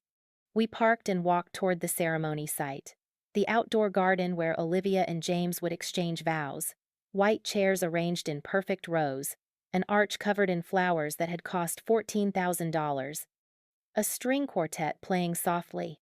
It was beautiful. It was everything my parents had promised Olivia. Everything. They'd refused me. "You okay?" Alex whispered. "No, but I will be." The ceremony started at 4:07 p.m. Olivia looked stunning. Her dress, the $8,500 one, fit perfectly. She walked down the aisle on Dad's arm, both of them crying happy tears. Mom watched from the front row, dabbing her eyes with a tissue. The perfect family moment, built on $220,000 of debt and 24 years of lies. I watched it all from my seat in the 8th row. Jordan was 3 rows behind me, camera ready. Alex sat to my left, his hand finding mine and squeezing gently. The ceremony was short, 20 minutes of vows and readings and the declaration of marriage. Then Olivia and James kissed, everyone applauded, and the newlyweds walked back down the aisle as husband and wife. Cocktail hour followed. Guests mingled in the gardens, drinking champagne that cost more per bottle than my weekly grocery budget. I smiled and made small talk with cousins I barely knew. Avoided my parents, who were busy accepting congratulations and praise for hosting such a beautiful event. "You've outdone yourselves," I heard Aunt Carol say to Mom. "This must have cost a fortune." "We wanted to give Olivia everything," Mom replied, smiling. "She's our first daughter. This was her dream." Her first daughter. As if I didn't exist. At 6 p.m., guests were ushered into the grand ballroom for the reception. This was it. The room was breathtaking. Crystal chandeliers, floor-to-ceiling windows, tables set with china and flowers, a live band on stage, a dance floor in the center, and at the front of the room, the head table where Olivia, James, the wedding party, and my parents would sit. I found my assigned seat, table 9, toward the back. Perfect. Far enough from the head table that my parents wouldn't see me coming. Jordan positioned herself near the rear exit, camera angled toward the front of the room. Alex took a seat at a table closer to the dance floor within sprinting distance if I needed backup. Dinner was served at 6:30, 4 courses, each more elaborate than the last. The $42,000 catering package in action. I barely tasted any of it. At 7:45, the toasts began. Best man first, James's brother, telling funny stories about their childhood. Everyone laughed.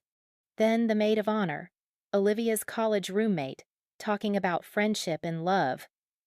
People teared up. Then a pause.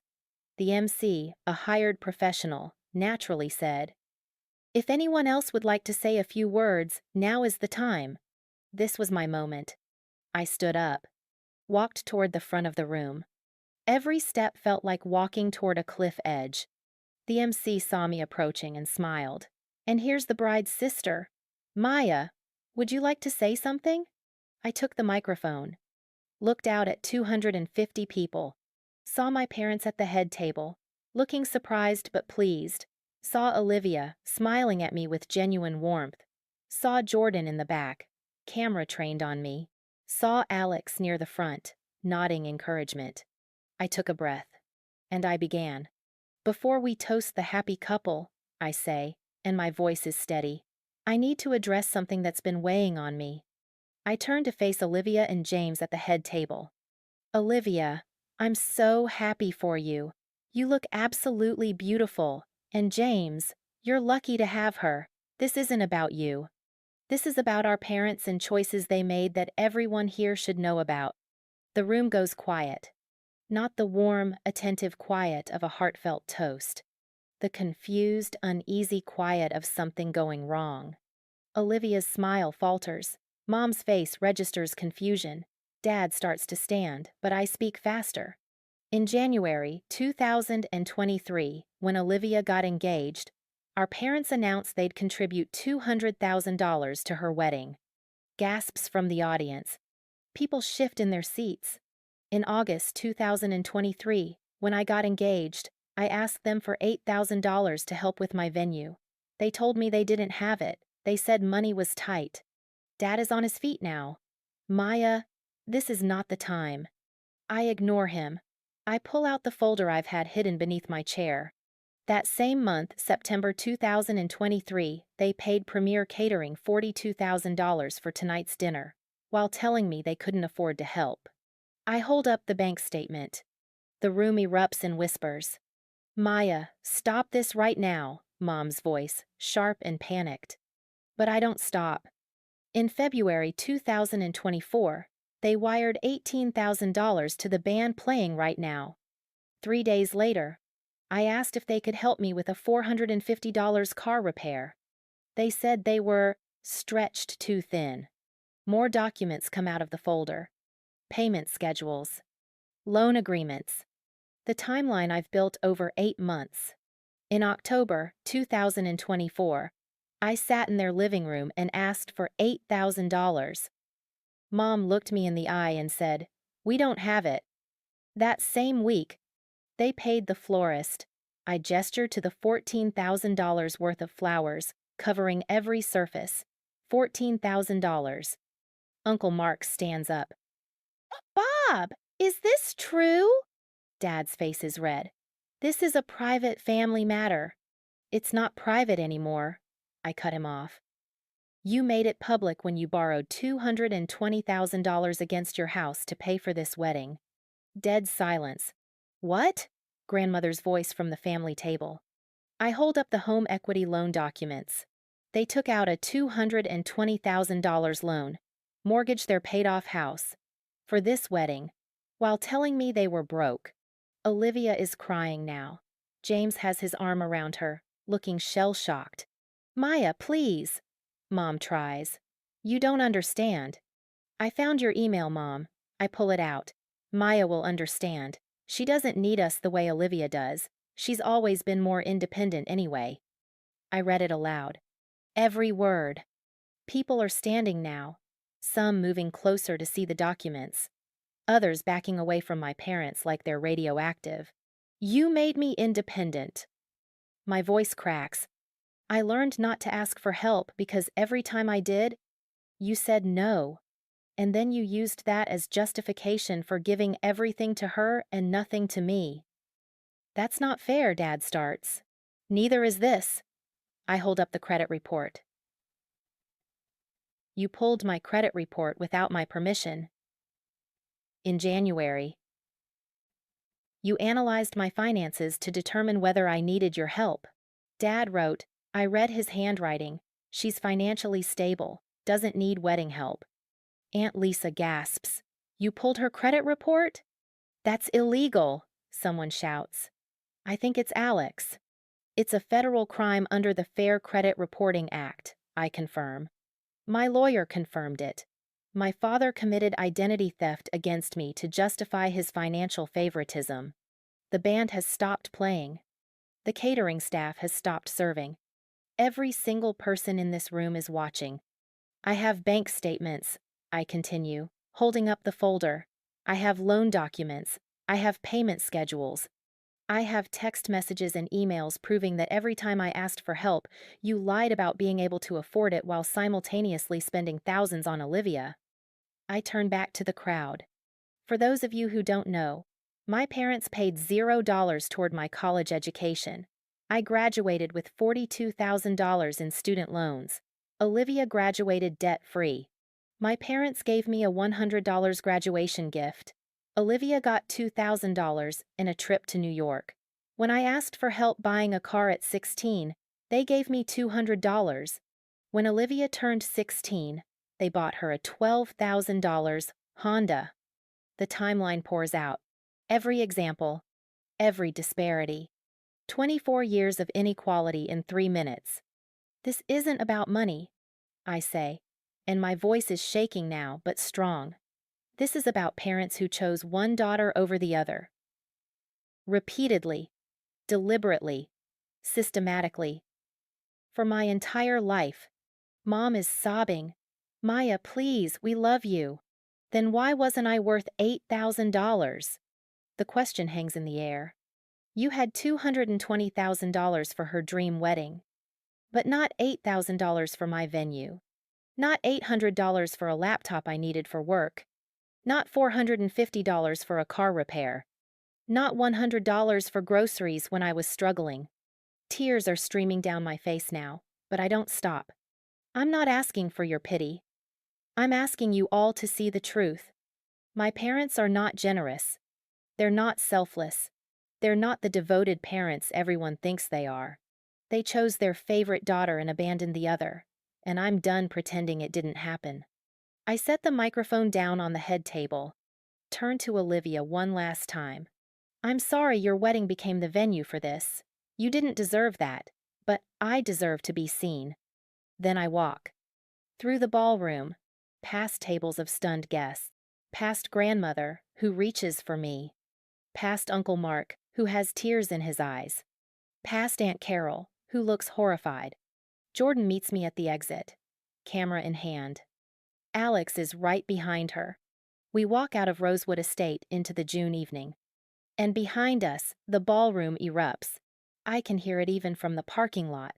Shouting, crying, chaos. Did you get it? I ask Jordan. She checks her camera. Every second. Let's go. We get in Alex's car. He drives. I sit in the passenger seat, shaking, crying, trying to process what just happened. You did it, Jordan says from the back seat. Holy shit, Maya, you actually did it. Is it over? The speech is over, Alex says gently. The fallout is just beginning. He's right. My phone starts buzzing before we're even out of the parking lot. Texts, calls, notifications. My family group chat is exploding. I turn off my phone. What now? I ask. Alex reaches over and takes my hand. Now we wait. We drove to Alex's apartment in silence. Not the uncomfortable silence of tension, but the heavy silence of exhaustion. Of having said everything that needed to be said and having nothing left. Jordan sat in the back seat, scrolling through the footage she'd captured. Alex kept one hand on the wheel and one hand holding mine. And I stared out the window, watching the city pass by, feeling like I'd just survived something catastrophic. When we got to Alex's place, I finally turned my phone back on. 347 notifications. Text messages from cousins I hadn't spoken to in years. Voicemails from family friends. Missed calls from Mom, 47. Dad, 33. Olivia, 12. The family group chat had 284 unread messages. My personal email had 56 new messages, most with subject lines like, "What happened at the wedding?" and Are you okay? Jordan's phone buzzed. She checked it and looked up. Someone posted the video. What video? My video. I uploaded it to the cloud, but I only shared it with you and Alex. Someone must have. She trailed off, scrolling through her social media. Oh my God! Maya, it's everywhere. She showed me her screen. The video of my speech, all 3 minutes of it, had been posted to Twitter by someone I didn't even know. A wedding guest, apparently. Someone's cousin. It had been up for 6 hours, and already had 380,000 views. The comments were overwhelming. This is heartbreaking. Those parents should be ashamed. The way she held up actual documents, the receipts are insane. As an accountant, pulling someone's credit report without permission is illegal. Her dad could face charges. That poor woman, 24 years of being second choice. The sister looks devastated. This family is destroyed. And mixed in with the support, the inevitable criticism. She ruined her sister's wedding. That's so selfish. This should have been a private conversation. Both things can be true. Her parents suck and she shouldn't have done this at a wedding. I read through them until Alex gently took my phone. Stop. Don't read the comments. You did what you needed to do. The internet doesn't get a vote. He was right, but it didn't stop my hands from shaking. The first call came at 8:47 a.m. the next morning. Uncle Mark. I answered on speaker, with Alex and Jordan listening. Maya. His voice was rough, like he'd been up all night. I need you to know that what your parents did, what they've been doing, is unacceptable. I had no idea it was this systematic. I'm so sorry. I couldn't speak. The validation hit like a wave. Your aunt and I want you to know you're welcome at our house anytime. For holidays, for family dinners, for whatever you need. You're not alone in this. Thank you, I managed. Also, I talked to my lawyer friend about the credit report thing. If you want to pursue charges, he can help you. No cost. I'll think about it. Take your time. But Maya? What you did took courage. Don't let anyone tell you otherwise. When we hung up, I cried for 10 minutes straight. Over the next 3 weeks, the fallout unfolded in stages. Week 1. The family split. By June 15th, 3 days after the wedding, the family had divided into clear camps. Team Maya, Uncle Mark and Aunt Lisa, 5 younger cousins ages 19 to 26, grandmother, Mom's mother, who called to say she was disgusted by her daughter's behavior, 3 of my parents' former friends who reached out privately to express support, team parents, Aunt Carol, Mom's sister, who called me vindictive and cruel, 2 of Dad's business associates who thought I should have handled it privately, a handful of extended family who believed in keeping family matters internal. Team neutral, conflicted. Olivia. My sister called me on June 18th, 6 days after I'd destroyed her wedding reception. I almost didn't answer, but I did. Maya. Her voice was thick with tears. I don't know what to say. You don't have to say anything. Yes, I do. She took a shaky breath. I didn't know. I swear I didn't know they were treating you like that. I knew they helped me more. But I thought you were okay with it. I thought you were just more independent, like Mom always said. They made me independent, Olivia.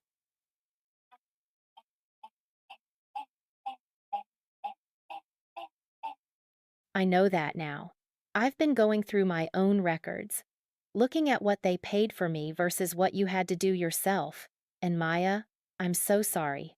I should have noticed. I should have said something. It wasn't your job to fix our parents. Maybe not, but I benefited from it. I got everything while you got nothing. And I just accepted it. That makes me complicit. I didn't know what to say to that, because she was right. She had benefited. But she'd also been a kid, then a young adult, operating within a system our parents had built. How much responsibility did she bear for their choices? I don't blame you, I said finally. But I can't be close to you right now. You're still talking to them. You're still in their lives, and I can't be around that. I understand. She was crying openly now. For what it's worth, James and I are making them pay back the wedding costs. Not all of it, but half. We're taking out a loan. They're not going to keep that house debt just for us. That's good. And Maya, what you did at the wedding, it was brave. I'm sorry it had to happen that way. I'm sorry my perfect day became the venue for your trauma. But I understand why you did it. We talked for another 20 minutes. It wasn't closure exactly, but it was something. A tentative understanding that we were both victims of our parents' choices, in different ways. We agreed to stay in low contact, birthday texts, maybe coffee once or twice a year. Not the close sisterhood we'd once had, but not complete estrangement either. When we hung up, I felt lighter. Week 2. The legal process. On June 24th, I met with Uncle Mark's lawyer friend, David Torres. He specialized in identity theft cases and reviewed all my documentation, the credit report Dad had pulled, the FCRA violations, the timeline of evidence. This is cut and dry, he said. Your father illegally accessed your credit report without permissible purpose. That's a violation of federal law. You can file a civil lawsuit. And frankly, you'd win. What would I get? Statutory damages of $100 to $1,000 per violation. Potentially actual damages if you can prove harm. Attorney's fees. And most importantly, a legal judgment confirming what he did was wrong. What about criminal charges? David hesitated. That's trickier. The FCRA is mostly enforced through civil suits. Criminal prosecution is rare and usually reserved for large-scale identity theft operations. But you could file a complaint with the FTC and your state attorney general's office. They might investigate. I thought about it. Did I want to send my father to jail? Did I want to sue him for money? I want the judgment, I said finally. I want it on record that what he did was illegal. But I don't need his money. I just need validation. Understood. Let's file the civil suit. We'll ask for statutory damages, probably $1,000, which is the maximum for a single violation plus attorney's fees. The goal is the legal acknowledgement, not enrichment. We filed the lawsuit on July 1st.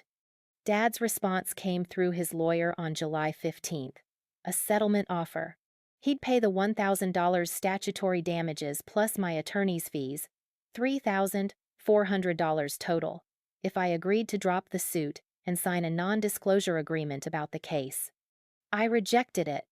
I'm not signing an NDA, I told David. This isn't a secret. Everyone already knows. We went to court on August 22nd. It was a small hearing, just me, Dad, our lawyers, and a judge. Dad looked older than I remembered, tired. He wouldn't meet my eyes. The judge reviewed the evidence, the credit report with Dad's notes, the FCRA violation, the lack of permissible purpose. Mr. Robinson, the judge said, did you access your daughter's credit report without her permission in January 2024? Yes, Your Honor, but I'm her father. I was trying to assess whether she needed financial help. That's not a permissible purpose under federal law. You're an accountant. You should know better. Dad said nothing. The judge ruled in my favor. $1,000 statutory damages. $3,400 attorney's fees. Legal judgment entered into public record. Mr. Robinson, the judge added, what you did was not only illegal, but a profound violation of trust. I hope you understand the gravity of your actions. Outside the courthouse, Dad's lawyer approached mine. He wants to talk to her. I looked across the parking lot. Dad was standing by his car, hands in his pockets, looking at me. I shook my head. No. Maya, please, Dad called out. I got in my car and drove away. Week 3. The social consequences. The video of my wedding speech had gone viral. By mid-July, it had 4.2 million views across various platforms. News outlets had picked it up. A local paper ran a story. Woman exposes parents' financial favoritism at sister's wedding. Is she wrong? The exposure had consequences. Dad's accounting practice lost clients. 6 businesses pulled their contracts, citing trust issues and ethical concerns. His revenue dropped by 40% in 2 months. Mom's substitute teaching positions dried up. The school district didn't officially fire her, but they stopped calling her for assignments. Her reputation in the community was destroyed. Their church congregation distanced itself. The pastor called them in for a meeting about their situation. Several church friends stopped returning calls. Most devastatingly, they'd had to put the house up for sale. The $220,000 home equity loan was crushing them. Between the monthly payments, $1,890, Dad's reduced income, and Mom's unemployment, they couldn't afford to stay. The house went on the market in late July for $520,000. $160,000, less than they'd paid for it in 2019 during the market peak. By August, they'd accepted an offer for $495,000.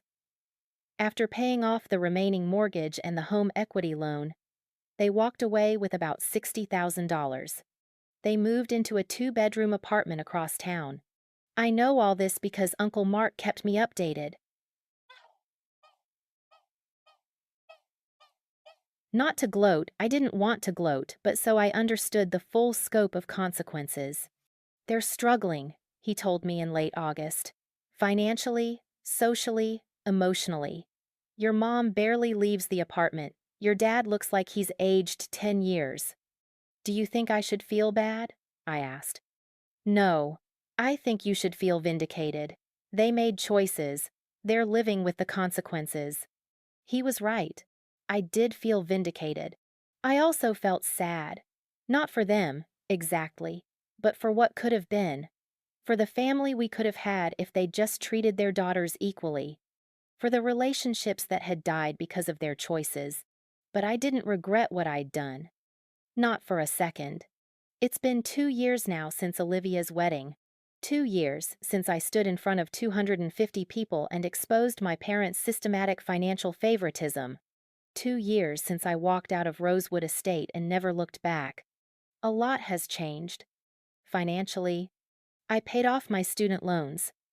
Not all of them that would take years still, but I knocked the balance down from $42,000 to $24,000. The $1,000 from the lawsuit went straight to principal. The attention from the viral video led to some unexpected opportunities, speaking engagements about financial inequality in families, a freelance writing gig for a personal finance blog, a consulting role helping a nonprofit that works with young adults dealing with family financial abuse. I make $62,000 a year now, up from $45,000 when this all started. I have $12,000 in savings. I pay my bills on time. I'm building credit. I'm financially stable, not because my parents helped me get there, but because I did it myself. Alex and I got married last November, courthouse ceremony, just like we planned. 15 guests, Jordan, Uncle Mark's family, my grandmother, my supportive cousins, Alex's family. Total cost, $250 for the ceremony, plus $3,000 for a small reception at a local restaurant. It was perfect. No debt. No drama, just love and the people who actually showed up. We used the money we'd saved for a real wedding to put a down payment on a small condo. 2 bedrooms, 1 bathroom, 950 square feet. It's ours. We're building equity instead of paying rent. It feels like winning. Professionally, I was promoted to senior financial analyst in March. My boss said I demonstrated resilience and integrity in challenging personal circumstances. Corporate speak for, we saw the video, and you handled it well. I've published 3 articles about family financial dynamics. One was picked up by a major outlet and led to an invitation to speak at a conference about financial literacy for young adults. I'm building a career I'm proud of, not despite what happened with my family, but in some ways because of it. I understand financial inequality viscerally now. I understand what it's like to be systematically denied resources while watching someone else receive everything. That perspective makes me better at my job, more empathetic, more committed to helping people achieve financial independence. Emotionally, I've been in therapy for 18 months, twice a month, with a therapist who specializes in family trauma and financial abuse. It's helped. Not in a I'm all healed now way, but in a I understand my wounds and I'm learning to live with them way. I've learned that what my parents did has a name: financial abuse. It's a recognized form of family dysfunction. I'm not crazy for feeling hurt. I'm not ungrateful for wanting equal treatment. I'm not selfish for expecting my parents to love both their daughters. I've learned to set boundaries. My parents tried to contact me 17 times in the first year: calls, texts, letters, messages through relatives. I blocked them, changed my number, made it clear through Uncle Mark that I have no interest in reconciliation. Some people think that's harsh. They're your parents. They made mistakes. People deserve second chances. But here's what those people don't understand. My parents never apologized, never acknowledged what they did was wrong, never took accountability. Mom sent a letter in December 2024, 6 months after the wedding. I read it once. It said things like, "We did the best we could," and "You're misunderstanding our intentions," and "We love you both equally, just differently." There was no apology. No, we were wrong. No, we see now how much we hurt you. Just excuses and justifications, and a request that I move past this for the sake of family. I threw the letter away. Current family status: with my parents. No contact. Permanent. I haven't spoken to them in 2 years. I don't plan to speak to them ever again. They're strangers to me now, people I used to know who hurt me in ways I can't forgive without accountability they refuse to provide.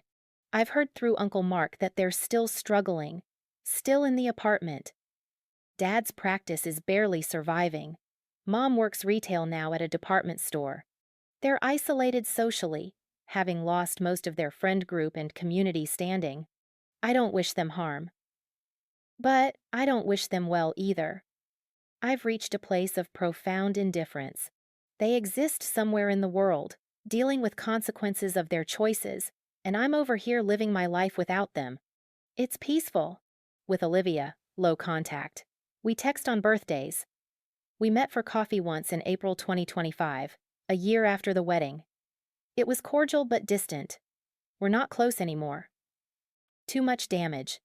Too much complexity. She's still in their lives, not as close as before, but she talks to them, sees them occasionally, maintains some version of a relationship. I don't judge her for that. Everyone has to make their own choices about family, but it means we can't be truly close, because I can't be around people who are still connected to my abusers. We ended coffee that day with a hug and an understanding. We're sisters by biology, but not by bond. And that's okay. With extended family, close with Uncle Mark and Aunt Lisa. They've become like second parents, the kind who actually show up, who treat me with respect, who celebrate my achievements without comparison or condition. I spend holidays with them now. Thanksgiving at their house with my cousins, Christmas with them and Alex's family. Birthday dinners and casual get-togethers, and the kind of family connection I always wanted but never had with my parents. Grandmother comes to these gatherings too. She's 78 now, and she's made it clear she's ashamed of how her daughter treated me. We've grown close in the past 2 years. She slips me checks, sometimes $200 here, $500 there, saying, "This is what grandparents do, help their grandchildren." It's healing in ways I didn't expect. Looking forward. Alex and I are talking about starting a family in a few years. The conversation terrifies me. How do you become a parent when your own parents failed you so profoundly? How do you break cycles you didn't even know existed until recently? But I have a therapist. I have Alex, who is patient and kind and committed to building something different. I have examples of good parenting now: Uncle Mark and Aunt Lisa, Alex's parents, friends who are raising kids with love and equity and intention. I think we'll be okay. Better than okay.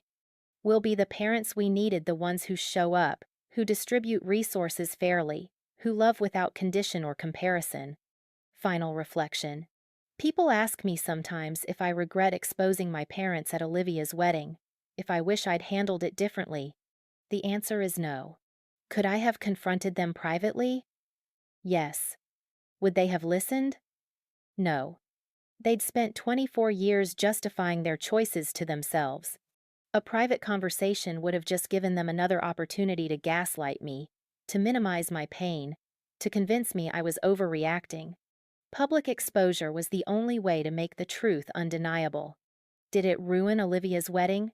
Yes. Do I feel bad about that? Honestly, not really. Because that wedding, that $197,400 spectacle, was built on the foundation of my parents' betrayal. Every flower arrangement, every course of dinner, every note the band played was paid for with money they'd claimed not to have when I needed help. The wedding was already ruined. I just made sure everyone saw the rot underneath the pretty exterior. Do I miss my parents? Sometimes. Not them as they are, but them as I wish they'd been. I miss the idea of having parents who celebrated me, who supported me, who loved me as much as they loved my sister. But I don't miss the reality of who they actually were. And I don't regret choosing myself. For 24 years, I made myself smaller to accommodate their favoritism. I told myself I was fine. I convinced myself that being strong meant not needing anything from anyone. I internalized their message that I was the independent one, the capable one, the one who could handle being overlooked. But I wasn't fine. And independence shouldn't have been forced on me. And being capable doesn't mean I deserved less love. Standing up at that wedding holding up bank statements and loan documents and credit reports and speaking my truth in front of 250 witnesses was the first time in my life I demanded to be seen. And I was seen. The video has 8.7 million views now across all platforms. I've received thousands of messages from people who've experienced similar family dynamics. People who've been the overlooked child, the one who had to pay their own way while watching a sibling get everything handed to them. Your story gave me permission to speak up, one message said. I thought I was crazy for being hurt by this. Thank you for showing me I'm not, said another. I cut off my parents last month because of your video. I'm finally free. I don't know if what I did was right in some universal sense. I know it violated wedding etiquette. I know it caused pain to Olivia, to relatives who wanted to pretend everything was fine, to my parents who finally faced consequences for their choices. But it was right for me. It was the moment I stopped accepting crumbs and started demanding equity. It was the moment I chose myself. And 2 years later, sitting in a condo I own with a husband who chose me freely and completely, working a job I'm good at, building relationships with people who actually value me, I know I made the right choice. I'm enough. I always was, and I'm finally living like I believe it. If you've made it this far, thank you for listening to my story. I know it's not a fairy tale ending. There's no tearful reconciliation with my parents, no moment where they suddenly see the light and apologize, and we all become a happy family again.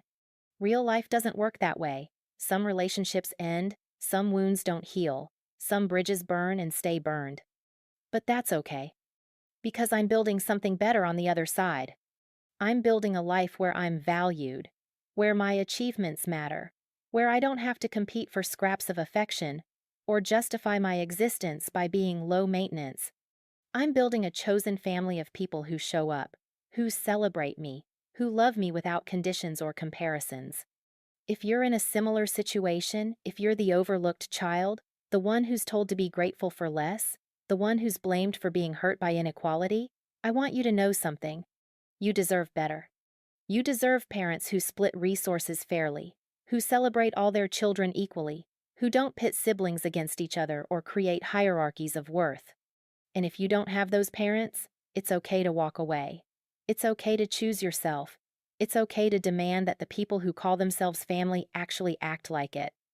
You're not ungrateful. You're not selfish. You're not wrong for wanting what everyone deserves, to be loved without having to earn it. My name is Maya. I'm 26 years old.